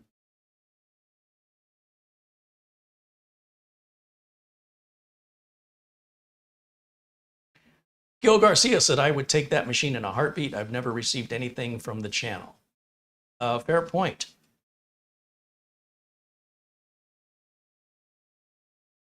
Bikeman says, I'll take it as other household PCs over 10 years old. And Bruce says, that sounds like a poor company to deal with. Oh, they're talking about Zulu. If they want me to pay for the return. They said they'll PayPal me back the money for the shipping. Because I said, the last time I tried to ship something to China, it was like over $100.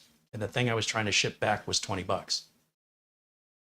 And they said if I ship via United States Postal Service, it should be between $30 and $40. Just ship them the mini PC, scan the receipt, and send it to them. They'll PayPal me the amount of shipping back. I should have said that because it did allude that it was a cheap company, and I didn't mean to do that. Jeb contributes $5. He's also been a member of the channel for 2 months. He says, my penance for skipping the majority of yesterday's content. Thanks for keeping it live. Listen, I'm not recommending anybody watch yesterday's video. I mean, it started off good, but then it kind of got off the rails. So.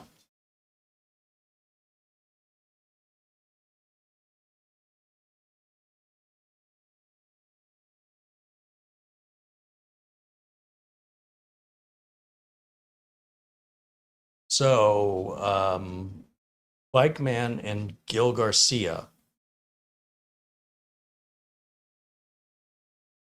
If you have a preference of the BosGame, the Ace Magician T8, maybe we should just do this now.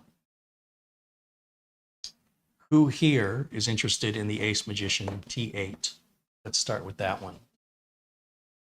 Or when you're nominating yourself, tell me which one you're nominating yourself for, the GMK Tech, the Ace Magician, or the BosGame.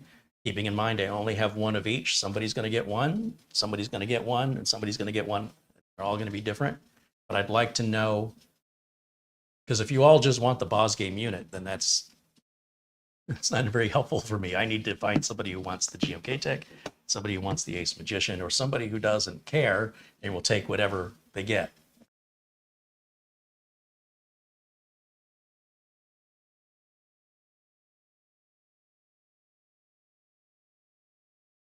Michael Dane says, good luck, everyone. I don't need one. I just got a new 13th Gen 13700K with 32 gigs of RAM and an NVIDIA 4080 graphics card with 2 terabyte NVMe. Rub it in. Go ahead, rub it in. Jeremy the Red said, it's my wife's birthday tomorrow. Well, your wife's 50th birthday. That's a big one. That's the half-century mark. Don't tell her that. But obviously, a bright and intelligent woman if she is born on June 23rd. That is not something funny. It means she's Cancer. Bias. I'm biased? Yeah. Maybe a little. Taking notes of Okay. Thank you. Oh, that's a great idea. 3D Everything contributes $20. He says, please use this to help with shipping. Thank you, 3D Everything. I think this is going to cost me less to ship because what I would traditionally do is take it to FedEx and I would pay FedEx to pack it. And I would pay for the packing. I would pay for the box. And I would pay for the FedEx shipping with insurance and a signature required. And that would cost between $40 and $50 for each machine, all combined. But for an experiment, I shipped with USPS on the last giveaway of those Silverstone units and just used a free USPS shipping box. And the USPS shipping was very inexpensive. And they all got there, if anything, faster than FedEx Ground. So what I've been doing is anytime I order something from Amazon that comes in a box about yay big, I know that the little mini PCs and these, the little HPs and these are going to fit in these boxes, so I don't have to pay for a box. And I just peel my address label off, put the recipient's address on there, go over to the post office, and just pay to ship it priority mail. Way cheaper. And so I was able to ship like those Silverstone TS16s. I think they were like $12 each to ship at the post office using a free box from the post office. FedEx, they were $35 each to ship. So I was able to ship 3 for the price of 1 by going USPS. I use FedEx because I'm shipping traditionally big, heavy computers, and they're cheaper and more reliable that the PC gets to where it's going in one piece, in my experience, than UPS or USPS. So out of habit, I keep going back to FedEx, but it's not practical for things that aren't fragile and are much easier to transport.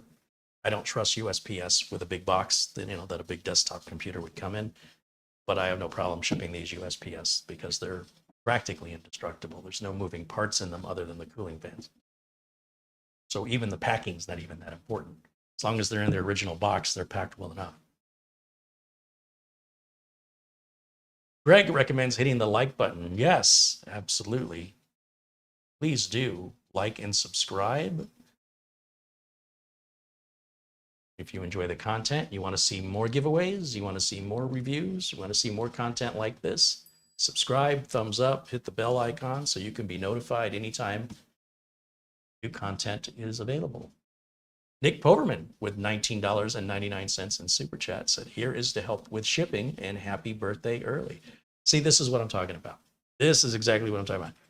Our community is so amazing that they want to help pay for the shipping to complete strangers that are also in the live chat so that it's not all just coming out of my revenues.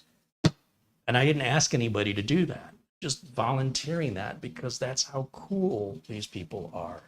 Thank you, Nick, and also 3D Everything, and Mark Baggett, who contributed $5. He goes towards the shipping cost, and Steve H, and Jeb, Sarge Tech, and Paul O'Brien, and Peter Laycock, and Mark Gaines, Jeremy the Red, Colin Hunt, Ben Laird. That's what makes this all possible. Mark Leibowitz with a $15 super chat says, Father's Day was this past Sunday, and I have everything I really need. So here's a little something to help you put one of those PCs in the hands of someone who doesn't. Right on. Well, thank you, Mark. That's very thoughtful and kind of you. A community that supports each other. Like I say, the internet's like this huge dumpster fire. And somewhere in the dumpster, there are diamonds. And they're very difficult to locate, these little tiny diamonds in this massive dumpster. But it's worth it when you find them. So thank you all for being a part of this. And feels good to give. Like for me, it feels good for me to give these out to people who appreciate them, who don't act like they're entitled to them. And it's almost better than getting a present is giving one. Like it feels good. So thank you for enabling that. Appreciate it. Sarge Tech contributes $5. He goes, same here to help with shipping costs. You guys are amazing. And as I mentioned, these shipping costs shouldn't be that bad. First of all, they're small. Secondly, I'm going to box them myself. And third, I'm going to take them to USPS instead of FedEx. It's just more labor involved for me. It's nice to be able to walk up to the FedEx counter, hand them this box with a piece of paper with the recipient's address and my address, and say, here, box this, pack it, ship it FedEx ground with insurance and a signature to this person, and make them do all the work. Instead, I'll do the work with, maybe Camera Girl will do the work.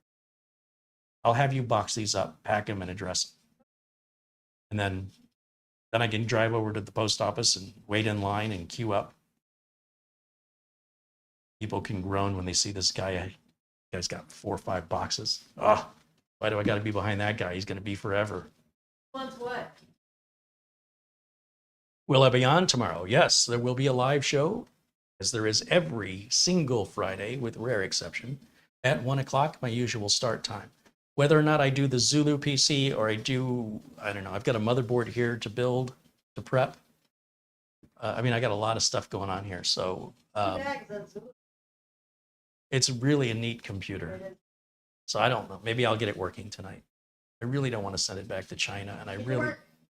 Working It deserves to be So shown. hard to work on. It's very I know. difficult. Bob R contributes $10. He goes, this is for shipping help. Right on. Thank you, Bob. Hey, Cordius Technology said, I sent you a PayPal to assist with shipping. Terry wants to know what I'm heading to Michigan. I go to Michigan every fall. Every year from mid-September to mid-October, somewhere in that 4-week period, I'll spend 2 weeks in Michigan. I don't know when I'm going this year. I think it's around 18th of September. Maybe it's the 25th. It's the end of September through the beginning of October. That's all I know right now. Patrick Manny contributes $5. He says, also for shipping costs. Right on.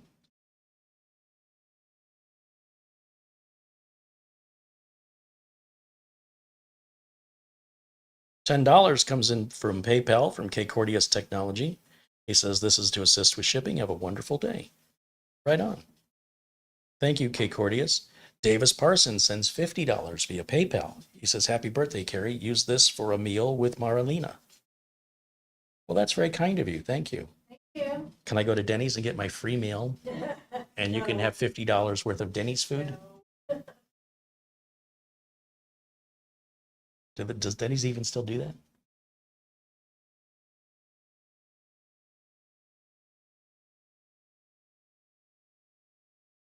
All right, so I'm going to ask again, and if you've already nominated yourself, I'm going to ask you to do it again.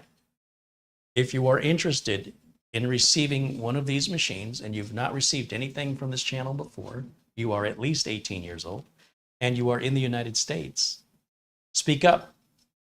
Tell me that you are nominating yourself for the BosGame, the Ace Magician, or the GMK Tech. Oh, since everybody's giving all this money for shipping, maybe I can find one more to give away.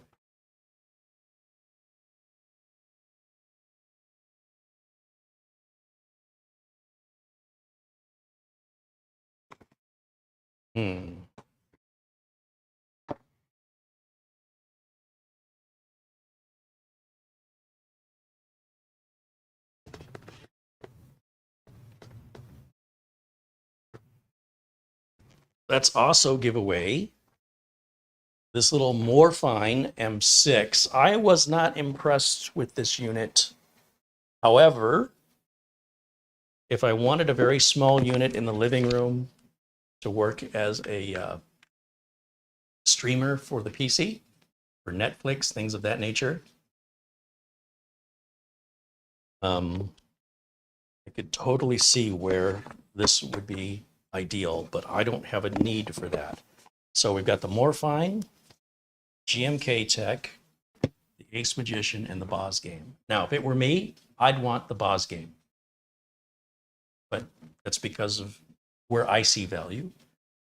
You guys may have, likely do have different needs than me and value different things, such as maybe the size of the unit or maybe the way the unit looks. LRCX said, I'd like the BosGame if I'm in the running and I need to learn Windows 11, and it would be awesome. All of these should have Windows 11 on them.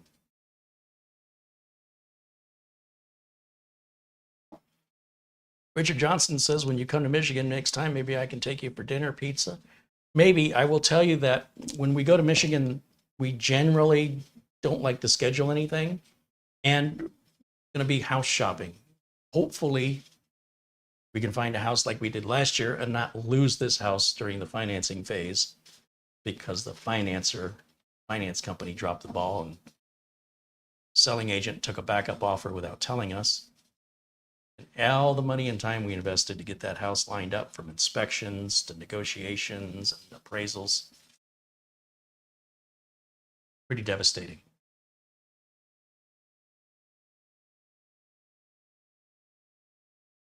Luke Greenia says, Sarge Tech mentioned he would like one. If he is chosen, I will PayPal you the shipping cost. Oh, that's very kind of you, Luke. Gil Garcia says he likes the Ace Magician. So I need to see which unit you're interested in.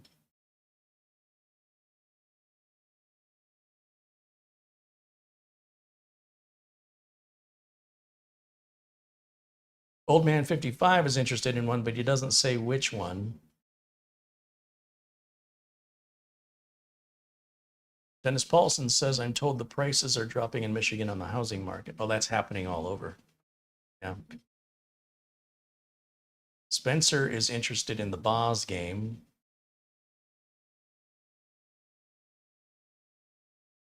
Frankie B says he wants me to check my phone. All right, Frankie B, always a generous member here. Holy cow, Frankie B sent $200 using Zelle. I'll tell you what I'm going to do. Because Frankie B has sent $200 via Zelle, I will flip that around and buy another BosGame computer and ship it directly from Amazon. So that's 2 BosGames. The Morphine M6, the Ace Magician T8, and the GMK Tech. So we're doing 5 mini PC giveaways. David Martinez says, Carrie, did you get the link I sent you with Samsung 1 terabyte for $45? I'm not really interested in it. If I got it, I probably deleted it because you're basically just spamming me when you do that. I keep an eye on the products I'm interested in, and I know you're meaning to do the right thing, but that's no different than getting an advertisement from a company. I know when you send it, you don't think it's spam, but from the recipient's perspective, please only email me if it's business related. I don't think that a Samsung drive at $45 for 1 terabyte is that big of a deal, but I know your heart was in the right place. But please don't abuse my email address and only use it if you want to conduct business with me.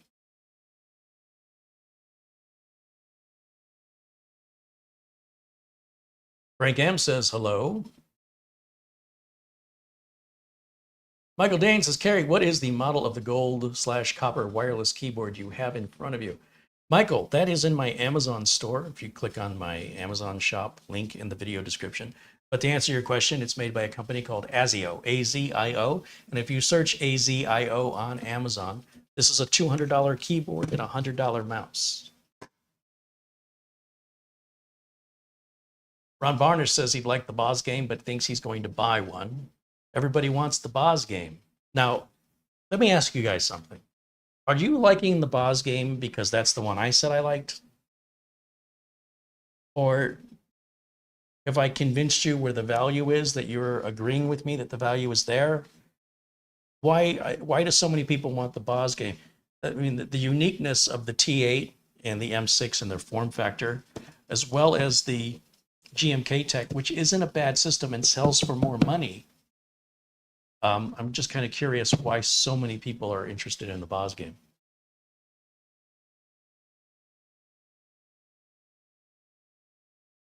All right, let's pick some winners. Old Man 55 said, any of them that'll work for YouTube and email.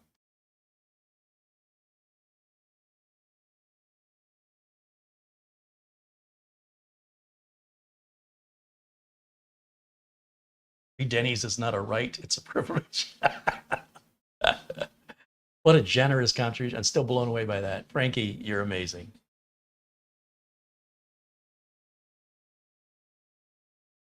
Let's see.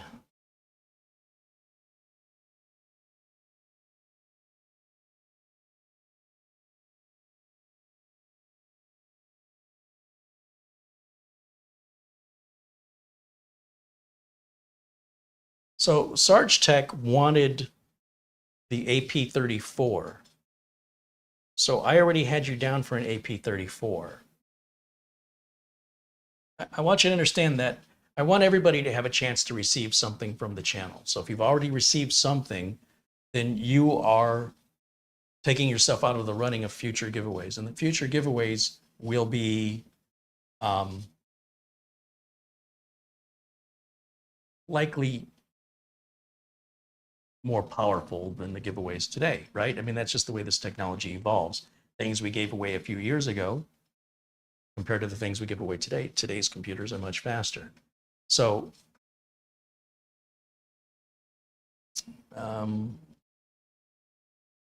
Alhej says, I'll wait for an Ace Magician AR-15 giveaway. Oh, the AD-15.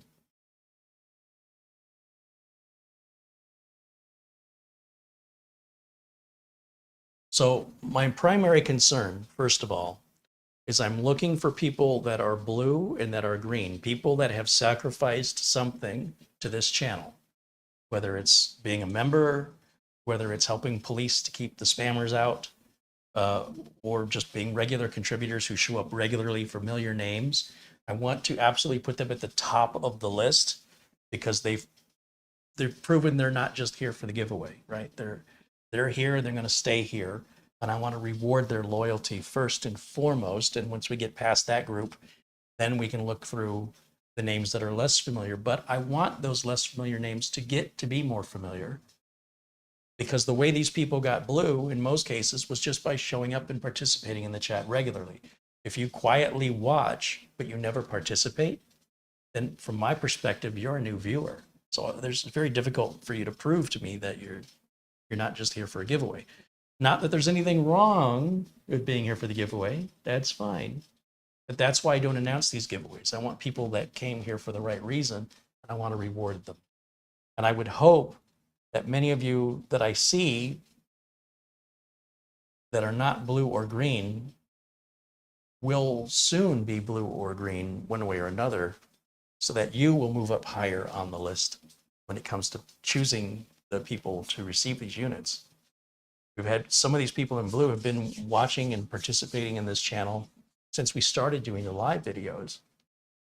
So those people, I want to show them my appreciation above everybody else, because they've proven they're not just here to take something. They're here to participate and to be a part of this. And without them, well, this wouldn't be nearly as fun for me. And I want, when I say them, I want all of you to be them. Truly want all of you in the chat to be blue. But many of your names who are nominating yourself, I have never seen some of you before. So if I have a choice between picking somebody whose name I recognize, who participates regularly, and somebody I've never seen before, I want to take care of the familiar names first. I want your name to be familiar to me. I want you to keep coming back. And if I got to dangle a carrot like this to encourage you, it's the wrong reason to be here, but you know, I do want to show my appreciation to the people that have made this even possible. And those are the people in blue and in green. Now, when everybody in blue and green says, no, we're not interested, we're already good, or we've already received everything, and we work our way through. And that's why I'm also doing this only during the live video.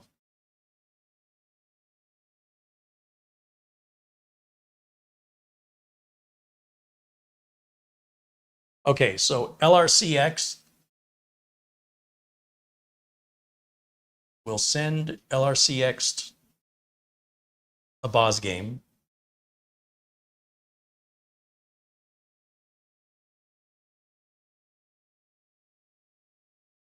Jim Barksdale. We haven't sent you anything, Jim. Your name? I thought I sent you something. Jim Barksdale wants the Ace Magician. Are you keeping notes?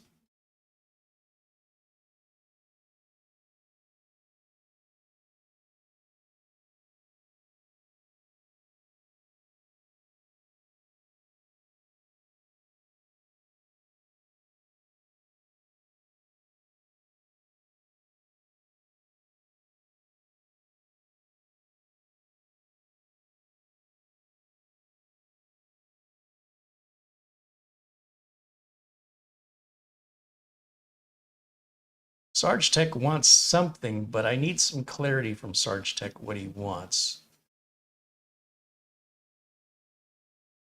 Sarge Tech says, I'm not being picky in any way. So I think for Sarge Tech, let's send Sarge Tech the GMK Tech. Let's do that one. We still need to find a recipient for this unique mini PC, the Morphine M6. Who here is interested in the Morphine M6? Ryan Wineful in Canada contributes $1 Canadian. Thank you, Ryan.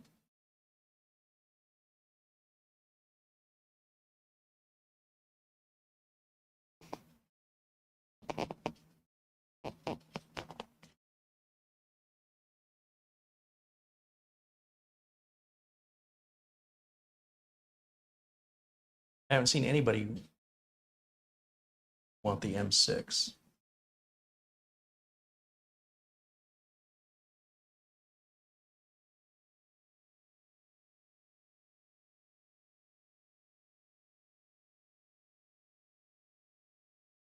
Dennis Paulson wants the M6. Or Jim, wait a minute. Which one did I say for Jim Barksdale? Did I say anything for Jim Barksdale? Yes, the Okay, so Jim Barksdale gets the Ace Magician, right? Is that what we said? And T8. what's that? The T8. Yeah, the T8. And the GMK Tech, that's going to Sarge Tech. One BosGame unit is going to, LRCF. what about the second one? Haven't done that one yet? Second one, your owner. No, Frankie doesn't want it. Frankie's paying for it. Yeah, but you said Right, using Frankie B's money to give it to somebody. And then the M6, who did I say on the M6? Dennis Paulson. Dennis Paulson. Okay, and then that leaves us one more BosGame, which is the one that everybody was mostly asking for. So BosGame, we've got one more BosGame to give away.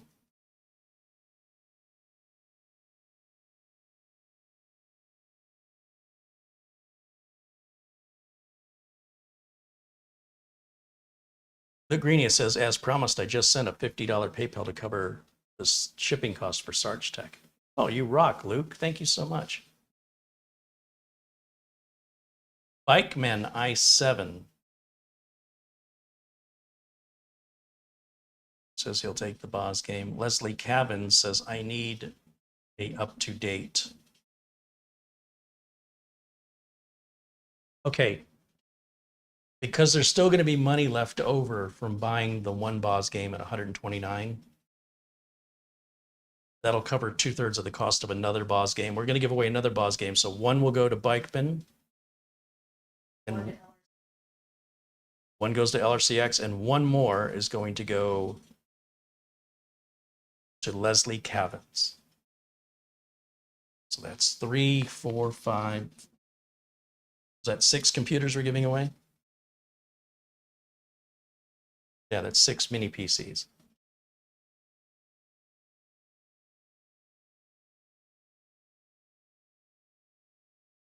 So 2 of you who are getting the BosGames, I will ship those straight from Amazon to you. Those of you who have been selected, you need to email me.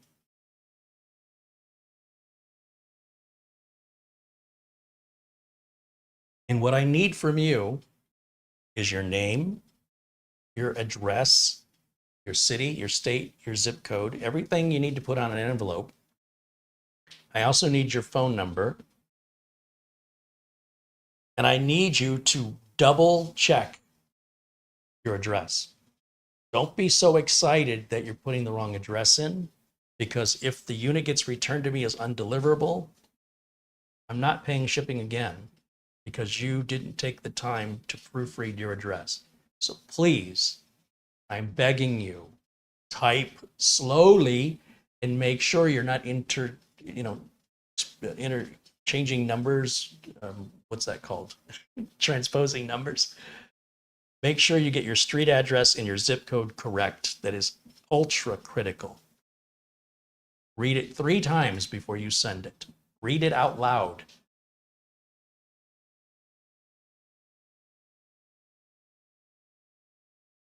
My email address, I'm going to put it here on the screen for you.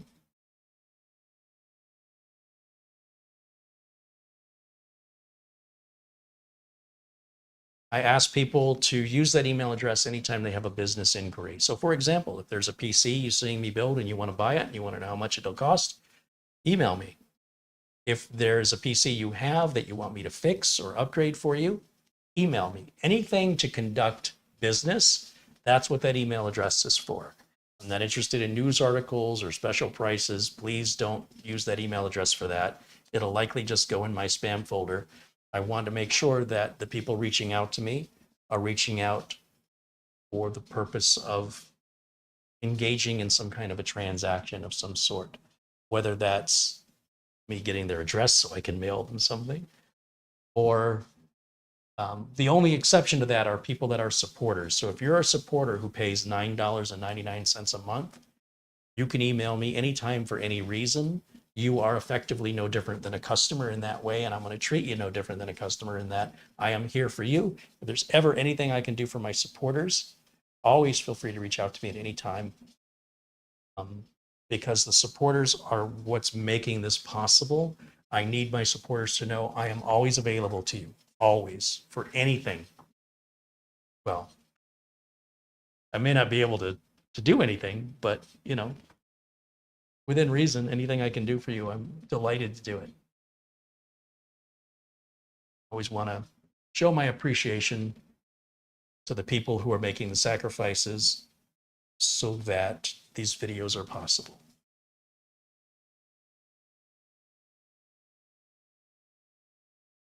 Walter wants to know, does all of the free knowledge you dole out take us out of the running for one of the giveaways? Well, unfortunately, the knowledge is it's not universal. The knowledge may be more valuable to one individual than another, depending on whether or not, you know, it affects them. So of course, the knowledge is, it doesn't have any specific value universal to all people. So, and I know you were kind of joking about that, but no, the knowledge is of varying value depending on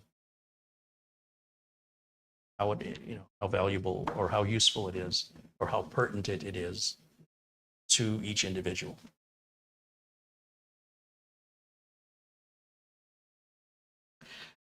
LRCX said, if I get the one in front of you, would you sign it?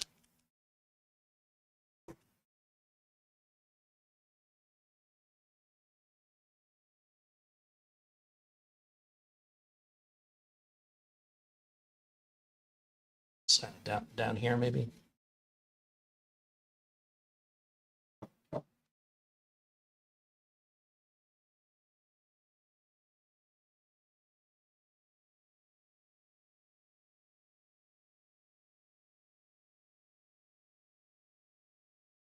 We put the month and year.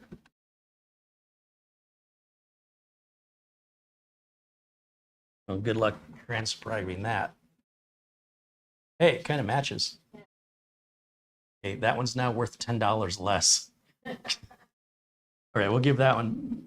That one will go to Larry there in California. Silver Sharpie.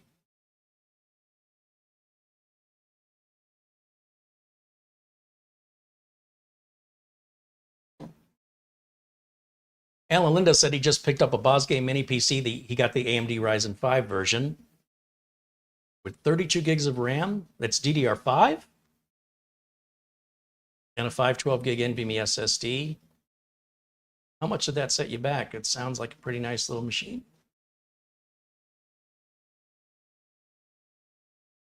Bill Wiggins wants to know the difference between blue and green on the colors of the names.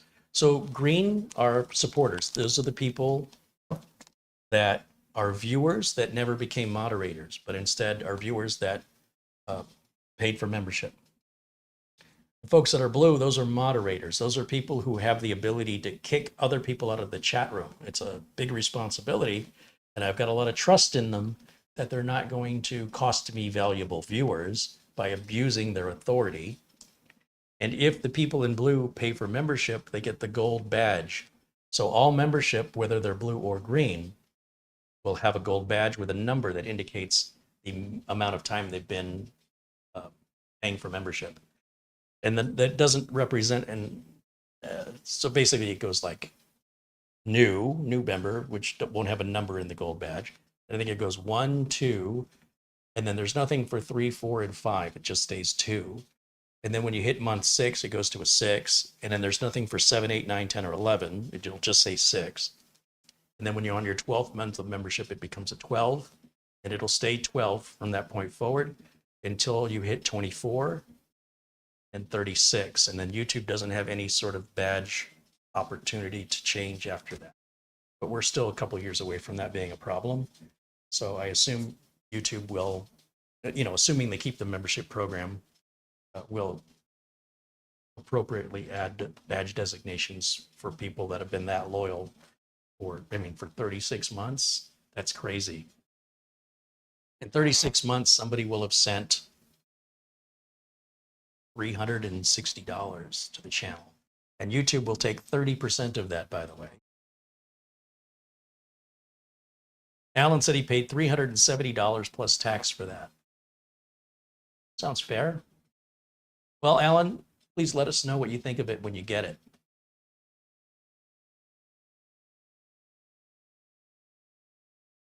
Paul says, Carrie, where can I get that silver Sharpie?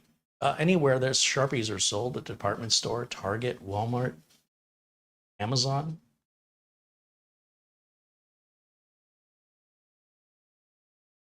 It's funny, I'll take things out of the drawer and use them and I don't even think about it. And somebody's like, holy cow, where'd you get that thing? It's a silver Sharpie. I usually, I just buy them off Amazon. Of course, I buy everything off Amazon, except tips in crypto. Hey, you notice nobody's bad-mouthing Bitcoin lately? I mean, it's over $30,000 right now. Not a word. They only come out of the woodwork when it falls. They go, oh, see, this is why. The people are idiots that invest in crypto. They're learning their lesson. Ha, ha, ha. And then the crypto goes back up again like it always does. And not a peep. They're really, really quiet. In the meantime, banks have been collapsing. You'd think that would be the time to come out and say, well, the banks are collapsing, the crypto value is going up. I don't see anybody mentioning that. Wonder why. 30K to the moon. Yeah, Doge is up to like half a cent. That's pretty good for Doge. You buy $1 worth of Doge. Think about that. Buy $10 worth of Doge. And if it doubles its price, if it goes from a half a cent to a full cent, I guess that doubles your money. Imagine if it went to a full dollar. But it ain't going to happen overnight. That's a long-term investment that may never come to fruition. Doge doesn't have the providence of Bitcoin. Sort of the big 800-pound gorilla in the room is Bitcoin. Luke Greenia says, I think this stream makes up for yesterday. Well, I don't know that GMK Tech will agree. Although, honestly, no dig on GMK Tech. I mean, the machine's fine. I just think that for the money, for me personally, I would prefer the BosGame unit. But I also want to mention that GMK Tech makes a lot of other machines. And I hope that the review did not upset them. I would hope that they'll want to continue sending me other units for review. It's not a bad unit. Again, not a bad unit, but pretty limited compared to the BosGame. The fact that it's more expensive isn't. You know, if it was the same price, it'd be a harder decision, quite frankly. Walter says Walmart sells Sharpies as well. Yes. Yeah. You can often find those silver Sharpies at Walmart, Target, Office Max, Staples. Yeah. Did you get everybody's Yes. info? Yes. Jeremy says if Doge hits $1, I'll donate $500 to the channel. Okay. Is that all? Come on, if Doge hits $1, you could donate $5,000 to the channel. All right. How's that for being greedy and entitled? That's not enough. I mean, think of the profit. If you bought Doge at its price today and it goes to $1 and you bought $100 worth of it, you'd be like worth over $100,000. All right. I'm not holding my breath for Doge to hit that anytime soon. I think if any cryptocurrency has the potential to hit big numbers, it's Bitcoin, Litecoin, Ethereum. The big boys. 55 Sting Dude says, Carrie, thanks to your teachings on upgrading my CyberPower PC from an 11th gen to a 13th gen, He's going with a 13700K and an Asus Z790 ProArt. Oh, that's a nice motherboard. With a Kraken Z73 all-in-one, which is basically what we have in there, and 64 gigs of DDR5. That's going to be a monster. That'll be the best computer you've ever owned, and I'll bet you it'll be the most reliable computer because you will have built it. You will have built it right, and you've picked good parts, and that's easily going to last you 10 years. Easy. Jim, please do not put your private, personal, identifiable information in a chat room that can be seen by everybody around the world. That is an extraordinarily irresponsible thing for you to do. Will one of the moderators please remove Jim Barksdale's address from the chat room, please? Please do not post personal information about yourself in a public worldwide forum. This is not a private thing between you and I. The world can see this and can play it back for years and years and years. You've written it in stone.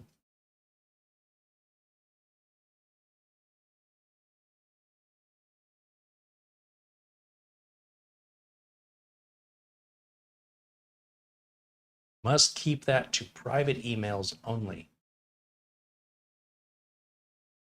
Thank you, Luke. Thank you for taking care of that for me.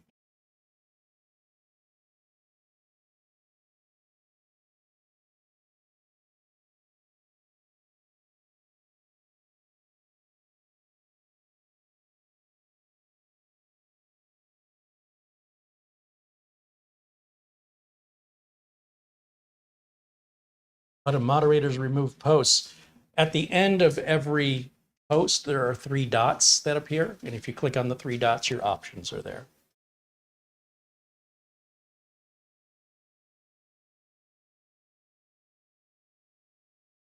I think Michael's late to the game. We're already done with the giveaway, Michael. Hopefully we can catch you on the next one. Ron says, Carrie, check Michael Dane.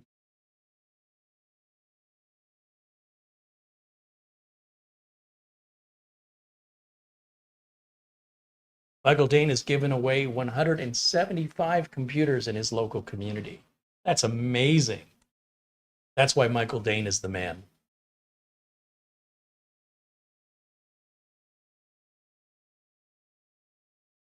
John Paul Bacon says there are retractable Sharpies now and ultra fine print, fine point and fine point versions.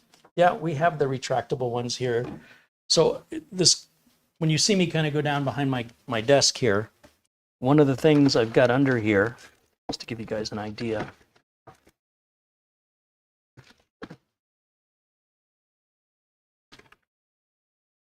Got a bunch of stuff stacked on top of it that I don't all want falling down.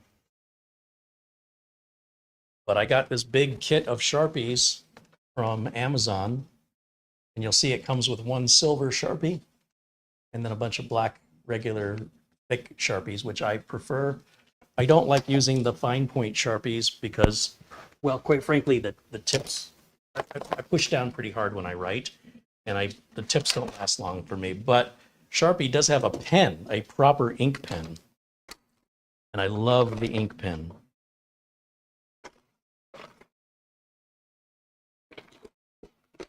Oh boy. Mara's like, don't get him started on pens. We're going to be here 4 hours. Yeah. Jay contributes $23.99 in euro. Thank you, Jay. Where are you watching us from? I haven't seen your name before in the chat room. So like these Sharpies here. Yeah, I hate these. These are the really ultra fine points. I do not like these. But Sharpie has a proper pen, which I cannot find.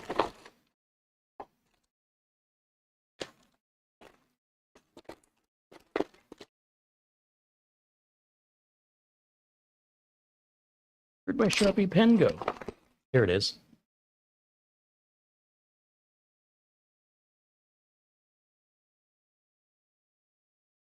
I like a medium point pen when I'm writing, just like normal writing. No, kids don't do that today. But Sharpie makes the S Gel pen that's more of a traditional writing utensil. Very smooth to write with, and that's become one of my favorites.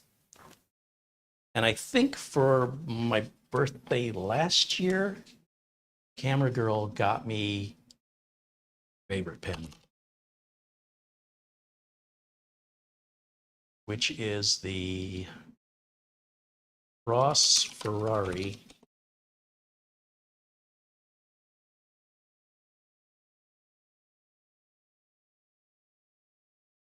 Oh, it's on sale for only $59. This pen, right here. Yeah, she got me the Ross in this color. And it's, you know, it's a removable cap, the Ferrari logo. It's usually $80. And the replacement ink on it, you can buy the ink inserts for like $10 here on Amazon. And I've had the pen over a year now, I think.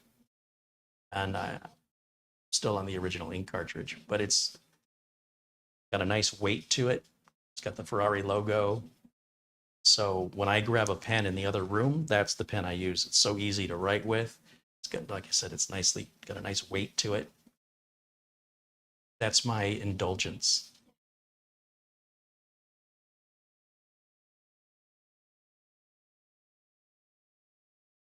Yeah, don't get me started on pens. I got a weird pen fetish.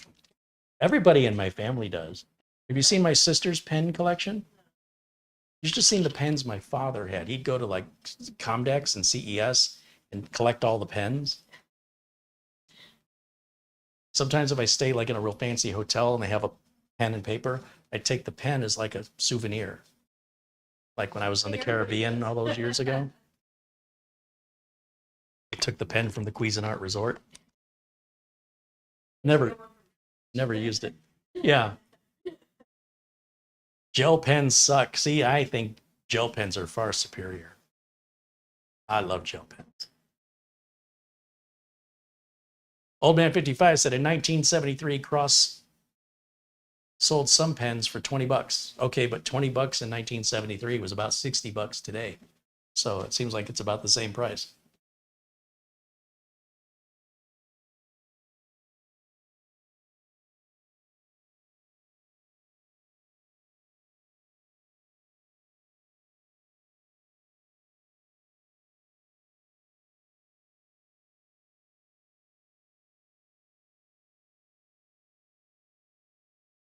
Patrick likes Parker pens. Yeah, I'm telling you, you don't want to get me started on pens because you know Parker, Pentel, Bic, Uniball, so many to choose from. In this drawer, I have so many pens in here. We got Sharpie, Sharpie, Sharpie, Sharpie, Sharpie, Sharpie. Yeah, I don't want to talk about the Mont Blanc. Get started. Sharpie, Sharpie. When I'm shipping out things, I need to write on the boxes, and a regular pen just doesn't write well on the cardboard boxes. And these Sharpies will dry out on me, and I get tired of having to dig around finding a new one, so I'll throw a few in here that I just rotate around, so I'm not just using one over and over again.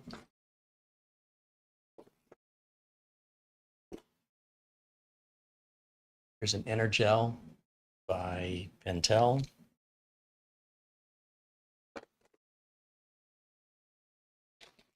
Oh, this was one of my favorite pens. This had this carbon fiber look. It's another Pentel. I really like the way this one writes. You got to see this close up. And I got all these from, I think I got these all from Amazon. Focus. There it goes.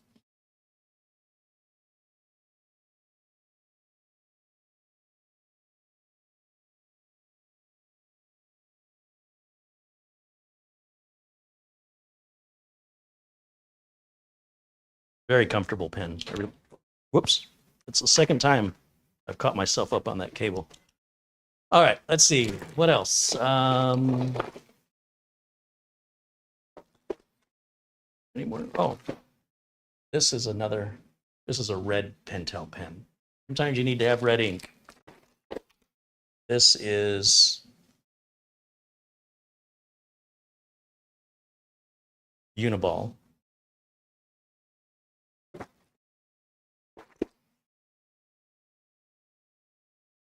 Pentel, Sharpie. Think I got enough pens in here?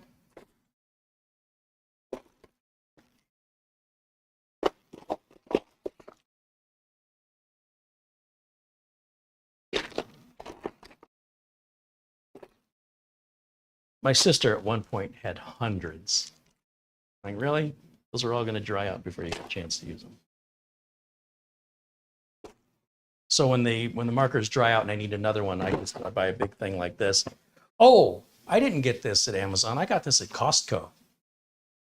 Yeah, Costco sells this whole big kit. That's where I got this. So it's a bunch of the regular black Sharpies and then one with the silver, all with the fat. They say they're fine point. This cracks me up. It says it's a fine point, and this is what Sharpie considers to be a fine point. That is not a fine point. That is a fat tip. But this is ideal when I need to write on boxes because it's bold and the ink doesn't, nothing worse than when you're writing with a pen on some kind of surface that's not pen friendly. And the pen works, but ink's not coming out of it, and you got to keep scratching and messing up the paper. All right.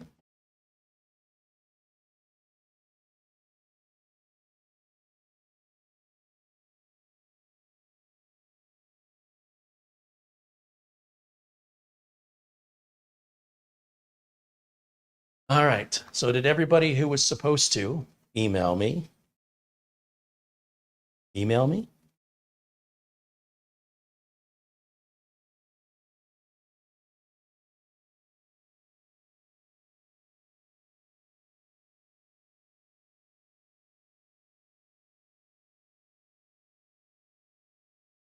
Alan Lindis says, yeah, there's the BosGame Mini PC he ordered, the Ryzen 5 6600H with 32 gigs of DDR5 and 512 gig storage with Bluetooth 5.2 and Wi-Fi 6.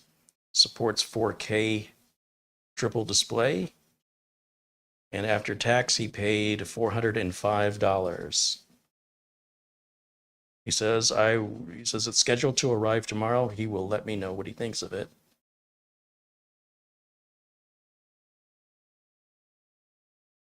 Dennis Paulson.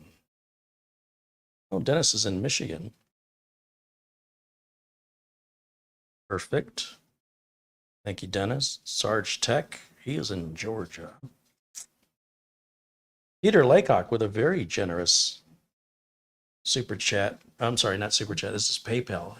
So Buster says this is for shipping or anything you want. My niece just had a bad asthma attack and she's a little bit better.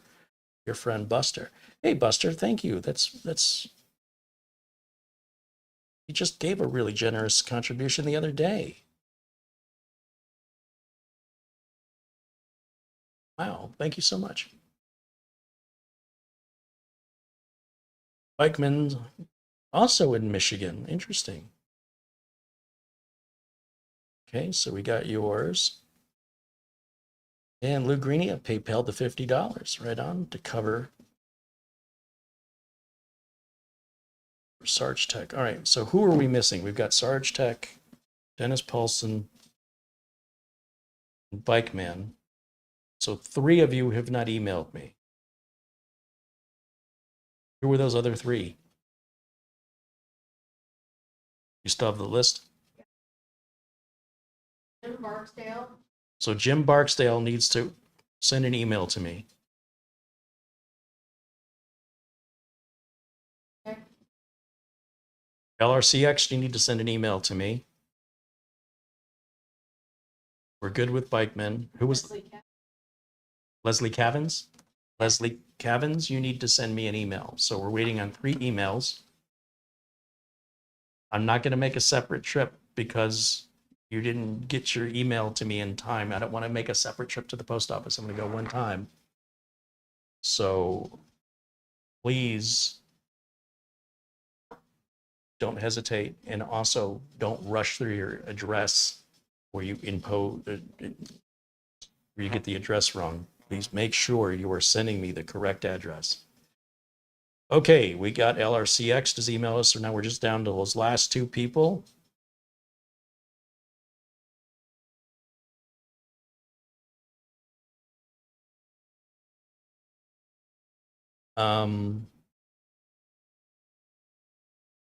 Leslie Cavins and Jim Barksdale are the last two that I need to hear from. You need to send me an email.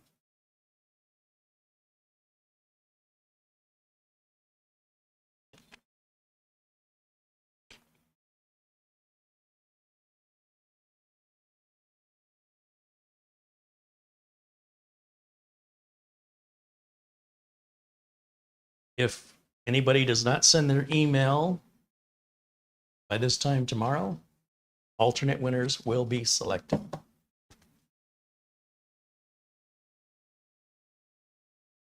All right, so at the end of it all, I think you'd be hard pressed to find a better PC. And by better, I mean upgradable, value for the money. The fact that it comes with Windows 11 Pro, the fact that it has a Ryzen 3 processor for the incredible price of $129. That just blows my mind. And I have a feeling if these things keep going the way they're going, we're going to be entering into getting these PCs under $100.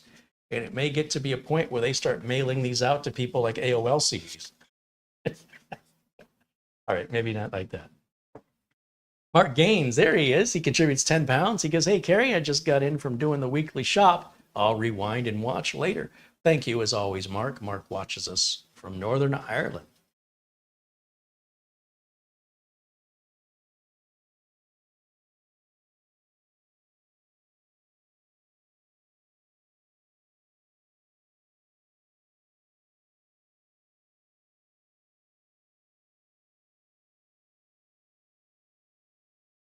Well, this is a bit concerning. If Jim Barksdale does not know how to send email, then there's no way we're going to be able to send you a unit. So I just want you to know, sending email is just basic computer usage. In fact, some people only have a computer so that they can email their family and relatives, but that should be sort of like telling you to open a door. If I have to explain how to open a door, yeah, we're going to be in trouble.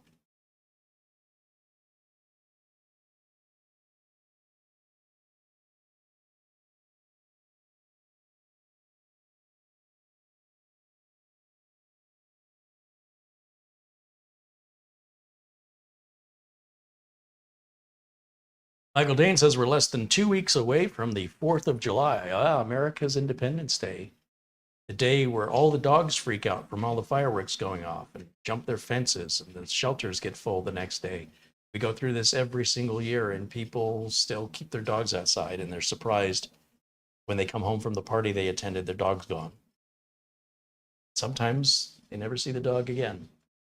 So I do hope bring your dog with you when you're going somewhere, or stay home with your dog, because it can be very traumatic for our pets. How do your cats do? Fireworks bother cats? No. Just laser pointers, bottles of yarn. If there's a balloon that's close by,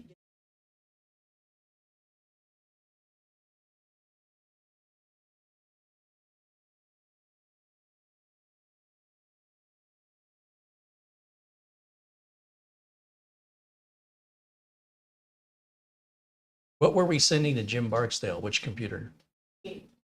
T8? Yeah, I am concerned that he won't be able to use this computer. If he can't send an email, I don't know how he's going to be able to use this computer. This may not be an appropriate recipient for this machine. And who is the other one? There's one other person. Dennis. Leslie Cavins. Leslie, are you still watching? I need you to send me an email with your mailing address.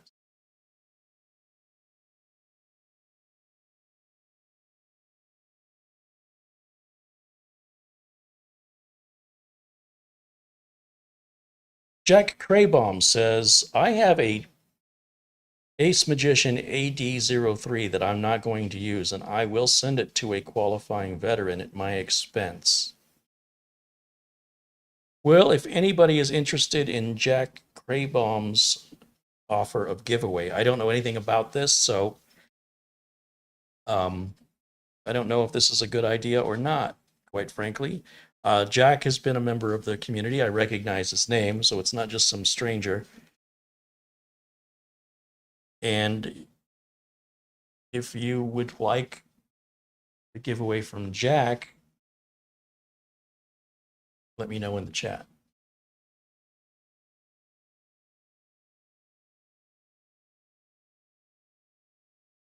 Can Jim send a text? No. Listen, this is a computer. It's a very complex piece of equipment.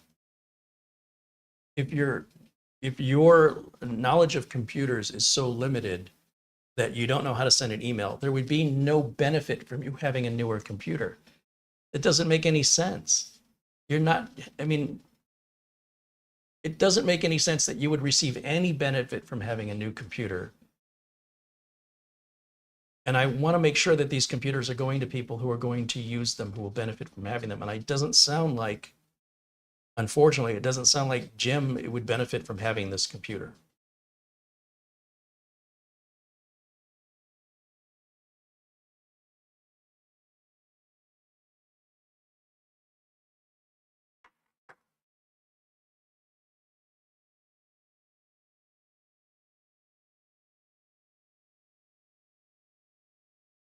Maybe he doesn't have a PC. Well, and again, he wouldn't be able to use the computer. He's going to need a keyboard. He's going to need a mouse. He's going to need a monitor. Potentially, he'll need speakers. I don't know that he understands what he's asking for, and I don't think he has any point in having it.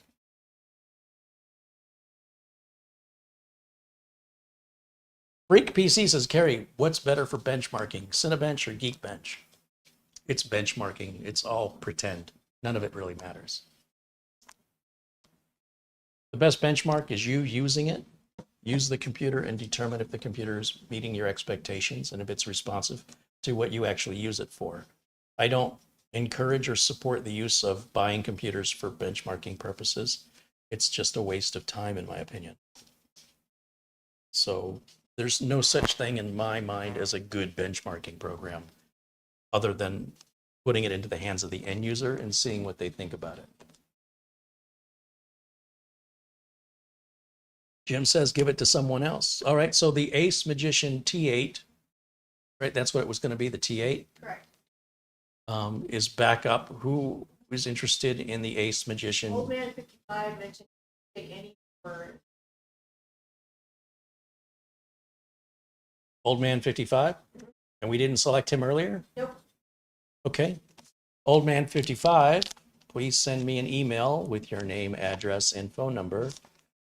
And what did we offer Leslie Cavins? BosGame. This is unfortunate because it doesn't look. Is Leslie Cavins still watching?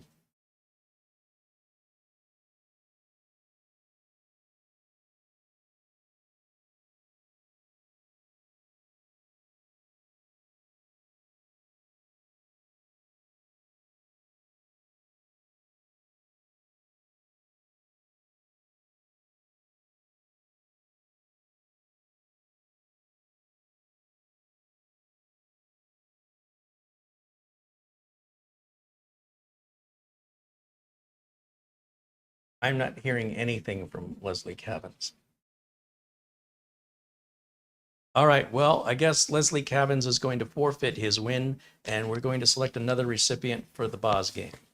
So please remove, you're keeping track of this, right? Yes.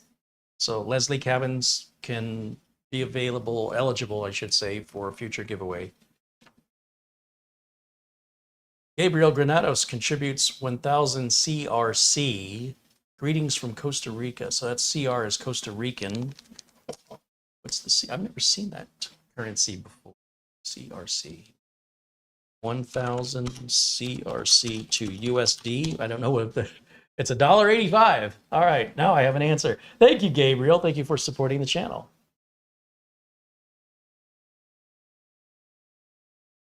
Gabriel says that is colons, Costa Rican colon. Isn't that weird? I've been alive this whole time and I've never heard of this currency before. I don't even know how to say it. Mark says, is this only for the United States?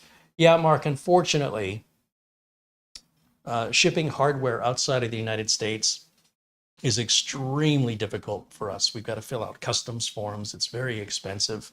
So what I offer to people who are watching in other countries are the giveaways regarding software, things like a Windows key for Windows 10 or 11, maybe an Office, Microsoft Office key, a copy of Acronis, a copy of RoboForm, something that I can easily send you a link and you can download. And, you know, Mark, you've been so generous here. I would love to be able to send you something.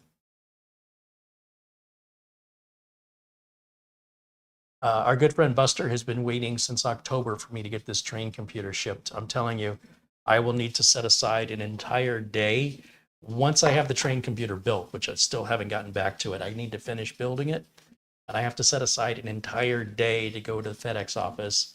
I got to figure out how this thing's got to get packed where it won't get damaged. And then I have to fill out all these forms. And then it's going to be really, really expensive. But as I mentioned, you know, we've got some members here that are so generous. That's the least I can do to show them appreciation. And it's just something, it's a big, big hassle because normally within the US, we normally ship, most US citizens are shipping within the United States. It's not very common unless you're running a business that you ship outside of the US. And even the employees at the postal centers aren't even sure sometimes how to ship things out of the country. It's how uncommon it is.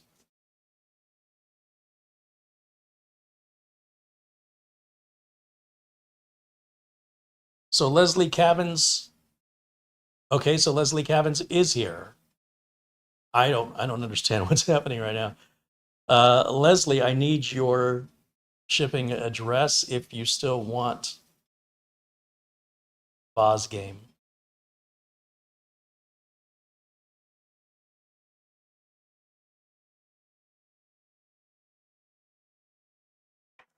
Okay, Leslie did email us. Oh, thank goodness. Okay, good, good, good.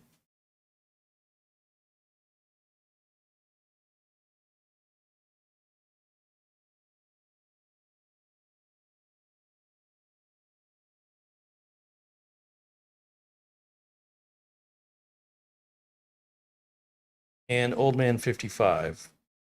What did we?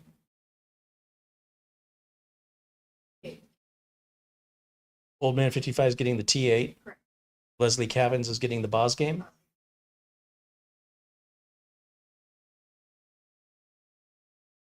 It says it's 100 degrees Fahrenheit outside right now. Oh, 101 now. Hey. I'd rather have 101 Dalmatians.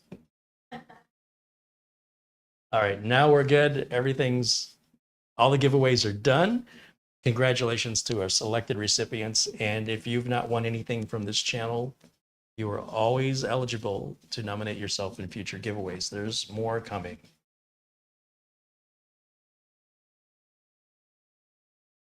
Easy Otter says, Camera Girl, you are doing extra work today. Yeah. Typing. All right, congrats again to Leslie Cavins and Old Man 55, LRCX, Sarge Tech, and Dennis Paulson,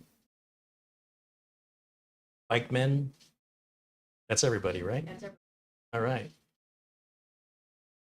That'll help clear some space here for some more stuff.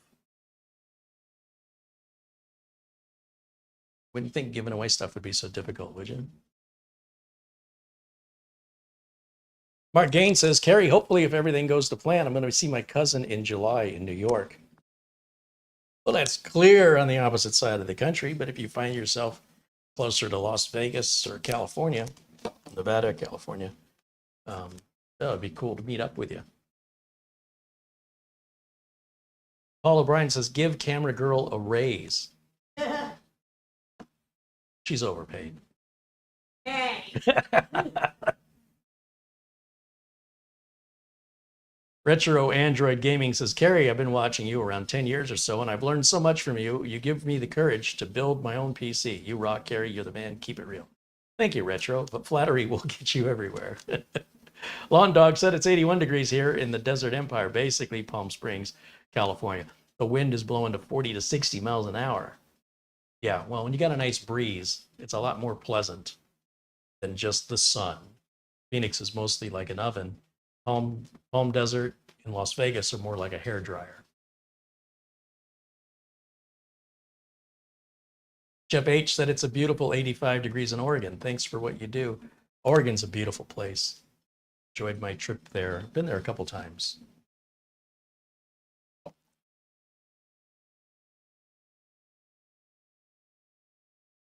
Walked to the top of Mount Nomo Falls about 3 times. It gets harder every time, I think, because I'm getting older. Beautiful place.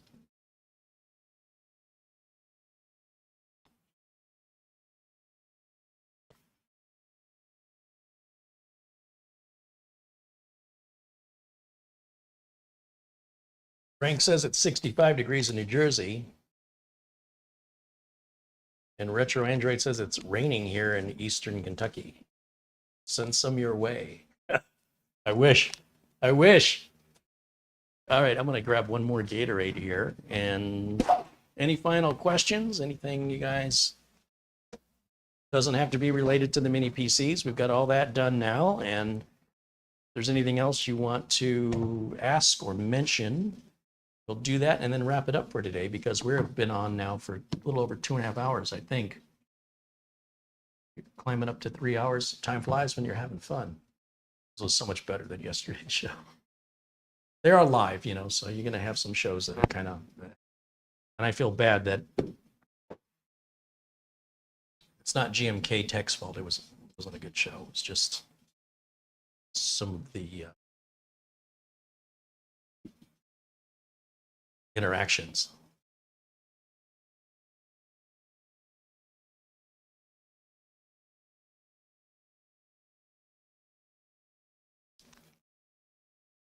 And again, we have such an amazing community. And I know I say that a lot, but it doesn't take long to be on the internet and just see how chaotic and selfish people behave. And so to have a nice, welcoming community where people are genuinely here for the right reasons and they enjoy helping each other and show a true interest in the things that we do, just really makes everything worthwhile. It makes some of the frustration tolerable, because sometimes there are days where I'm like, you know what, you just got to take this membership only and be done with it. Because on the Monday shows, every Monday at 1 o'clock, I do a members only video. And those videos are available to the paying members. And there's a much smaller turnout. It's far less chaotic. There's no spamming. There's no harassment. There's no, like, everybody's there for the right reason. And even though that's a much smaller turnout, it's always a rewarding experience for me. I don't worry about being scrutinized. I don't worry about, if somebody sees my address on camera that they're going to use that against me somehow. I don't have to be so defensive. And that makes it so much more enjoyable for me as the creator. And my goal is that we have a community here with a larger audience where we can have that same experience on the bigger scale. But it takes one person to ruin it, or potentially to, poison the well, to ruin that video. And that just never, ever happens on the members' videos. So, I get a lot out of those members' videos because they're just always rewarding for me to do. And I appreciate all of my members for giving that gift to me, because those videos as a performer or as the talent are far more consistently rewarding. Let me put it this way, they're never not rewarding. Other times I've had shows that I've done live where the the live interaction has taken it off the rails. And that's supposed to be the benefit of these shows, is to have the interaction. It shouldn't be the downfall of the show. So every Monday at 1 o'clock, members only videos. And if you all remember, you can go back and see all of the Mondays that you've missed. And all my friends in blue, thank you guys for being there to support the channel and participate in the chat room, being a leading example of how amazing this community is. And the folks, we see a lot of folks here that are just not green or blue, just regular viewers. I hope that I will see you guys more in the chat room. Your participation is the only way that I know you're watching. If you're watching without participating, there's no point in making a live video. You know, you're missing the whole point of that. And I want to be able to recognize you and reward your loyalty by turning you blue. And like I said, I always want to make sure folks that are blue or green get priority selection in the giveaways. Because of them, the giveaways are possible. They're giving not only of their time, but in many cases financially. And I feel like they're investing in this channel. And I want to make sure that they have an opportunity to get a dividend, if you will, a reward for their investment. And for the regular viewers, that's not to say that you guys wouldn't be selected to win anything. In fact, the last two folks that we did the last giveaway, those folks were also not blue or green. And neither one of them are here today. So that's why I'd rather reward the regulars, right? That I know I'm going to hear back from them, because I want to hear how the machine's running for them, what they like about it, what they don't like about it, because living with it every day is going to ultimately give us a better overview review than just a few hours live on camera.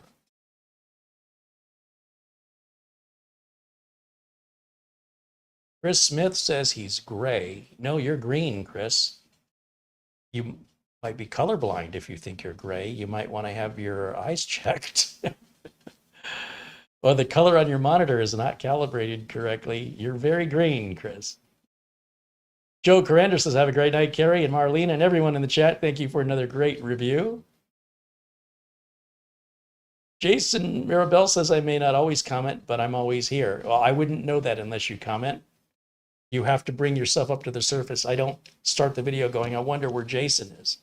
Until you poke your head up and say hello, you're not even in my thoughts. So it's not like I would know you're there and just being quiet. I don't know you're there. So please.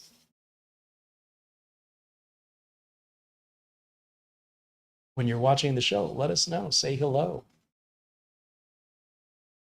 Frank M says, thank you, Carrie, and members and fellow Blue Mods and Camera Girl. Always interesting live streams. Stay safe and well until next time. Gabriel says, your streams rock. Right on. Thank you, Gabriel. Jason says he will say hi always from now on. I hope so, Jason. I hope so. You might end up making some friends in that process of other people in the chat room that say hello back to you. Be surprised what that little step forward can lead to. So I hope that you will. Randy says, good evening. Oh, well, you just missed out. If you're just joining us, Randy, you just missed the whole show. Alvin says, good night, great show today. Steve H says, oh, I forgot to thank Cam Girl also. You. Rip City Raider says, I like to lurk, but have a good one. Matthew Burden said, I always love being here and being a part of the community. Keep up the great work. Sarge Tech says, no other channel does what Carrie does. Cherish it. Thank you, Uncle Carrie and Marlena, for all you folks do. You want to say goodbye? Give Camera Girl some camera time. Alhaj says he's going to be reporting back to me about his Ace Magician AD15 that he purchased. Awesome. Yeah. There's Camera Girl. Thank you for the thumbnails. You're welcome. Thank you for the close-up camera work. You're welcome. You got to work on that upper arm strength. You know, it's just my shoulder's starting to hurt, so is holding the camera like this for like minutes. Whole minutes? Minutes. Wow. It Superhuman was at strength. least 20 minutes. Holding your shoulder like that. Maybe we need to get you a little monopod. That'd be okay. Or a shoulder harness. A shoulder harness for a point and shoot camera that's this big. Saying. Good help is hard to find. Thanks for watching. Hi, everybody. Thank you. Thanks again for all of the contributions during today's show. Let me go back one more time and give a shout out, a thank you, and an appreciation to Gabriel Granados, Mark Gaines, Craig Casabona, as well as Garfield Rupe, Jay, Ryan One Full, Patrick Manny, Bob R, Sarge Tech, Mark Leibowitz, Larry G, Essential Working Too Hard, Nick Poverman, 3D Everything, Mark Baggett, Steve H, Jeb, Sarge Tech again, Paul O'Brien, Jeremy the Red, Colin Hunt, Ben Laird, and our good friend, of course, Peter Laycock, and of course, Luke Greenia, and the other PayPal contributions that have come in today.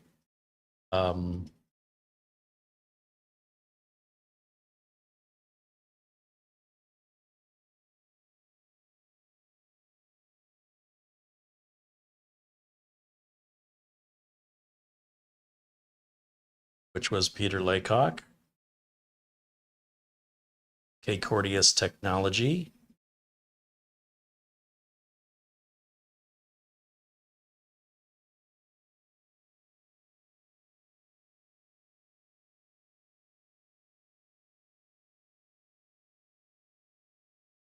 and Davis Parsons. Almost missed that one. Davis has also been very generous here, by the way.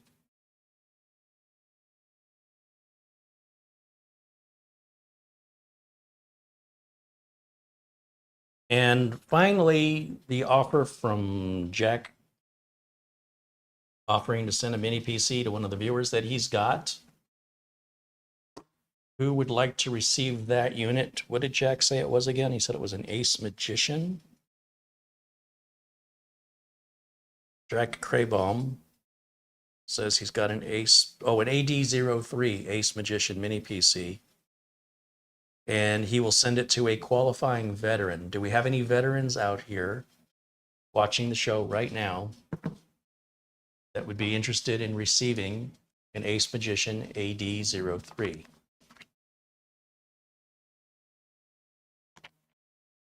This giveaway will be different because what I'm going to do is I'm going to put you in touch with Jack, and you two can work out the shipping arrangements. I'm just going to connect you two together like a three-way call, and I'm hanging up the phone. I'll assume the two folks will work out shipping. Joe Corinder said, I am a veteran, and yes, there you go. Well, you're first there, Joe. Charles Eslick. Didn't we send you something already, Charles? Am I remembering it wrong? I thought we sent you a computer. Sent you something. Didn't I? No? He says I haven't. Okay. Leslie Cabin said, I sent you my email. You did? I got it. Thank you, Leslie. And El has just posted a link to what the Ace Magician AD03 is. Okay, so Joe Corrender, only because you said it first, please email me, Joe. Remind me why you're emailing me. You're interested in the giveaway that Jack Craybaum has. And then I'm going to send your email to Jack Craybaum. And you and Jack can talk to arrange for getting that item shipped to you. And please follow up with me and let me know when you receive the unit. Or if something doesn't work out for any reason, I'd appreciate knowing. I'd swear I sent something to Charles Eslick. Why is that name so familiar to me? It's not that I don't believe you. I'm just trying to figure out why that. Did we talk recently? Did we have a discussion about something recently?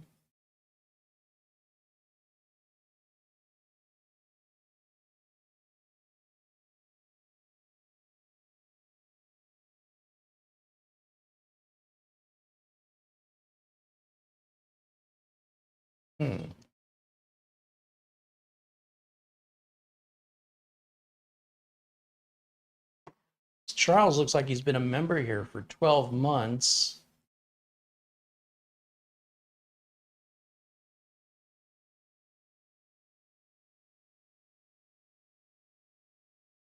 Send me an email, Charles, and let's see if I've got another mini PC back here I can offer to you.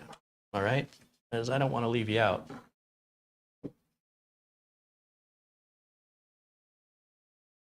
So yeah, send me an email. Remind me why you're emailing me, because I get a lot of email. Let's see if we can't set you up with something if you're interested in receiving a mini PC. Oh, I know what I can send you. I can send you one of the HPs. We have these little HPs we've been sending out to the veterans. These things are pretty darn good. So, Charles, if you'd like one of the HP mini giveaway PCs, these are designated for veterans. Send me an email and we can make that happen.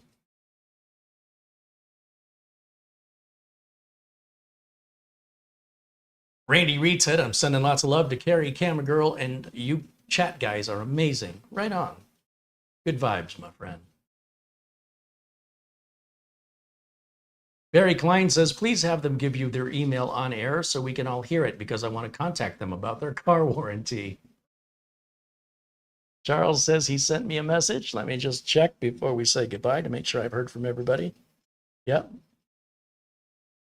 Joe Corinder. Okay, so I got to put Joe in touch with Jack.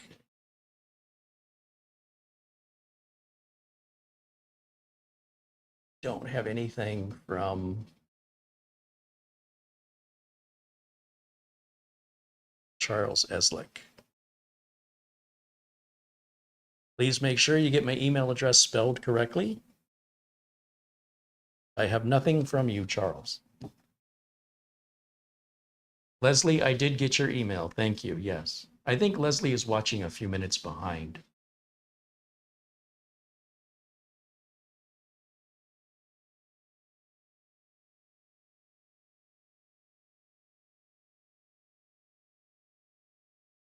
Yeah, I don't even have anything in my junk folder. So if you sent something to me,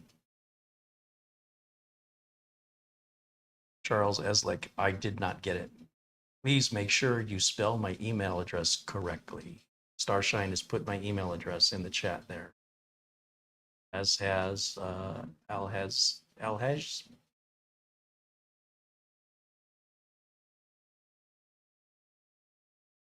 All right, and I think that'll wrap it up for me. I'm assuming that Charles will get a message out to me.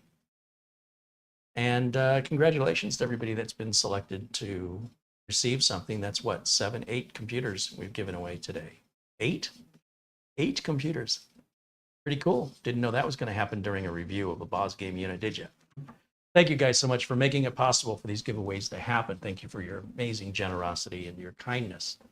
Thank you for being so cool. That's going to wrap it up for me for today. Thank you, as always, to everyone. I will see you all tomorrow at 1 o'clock, as I am every single Friday.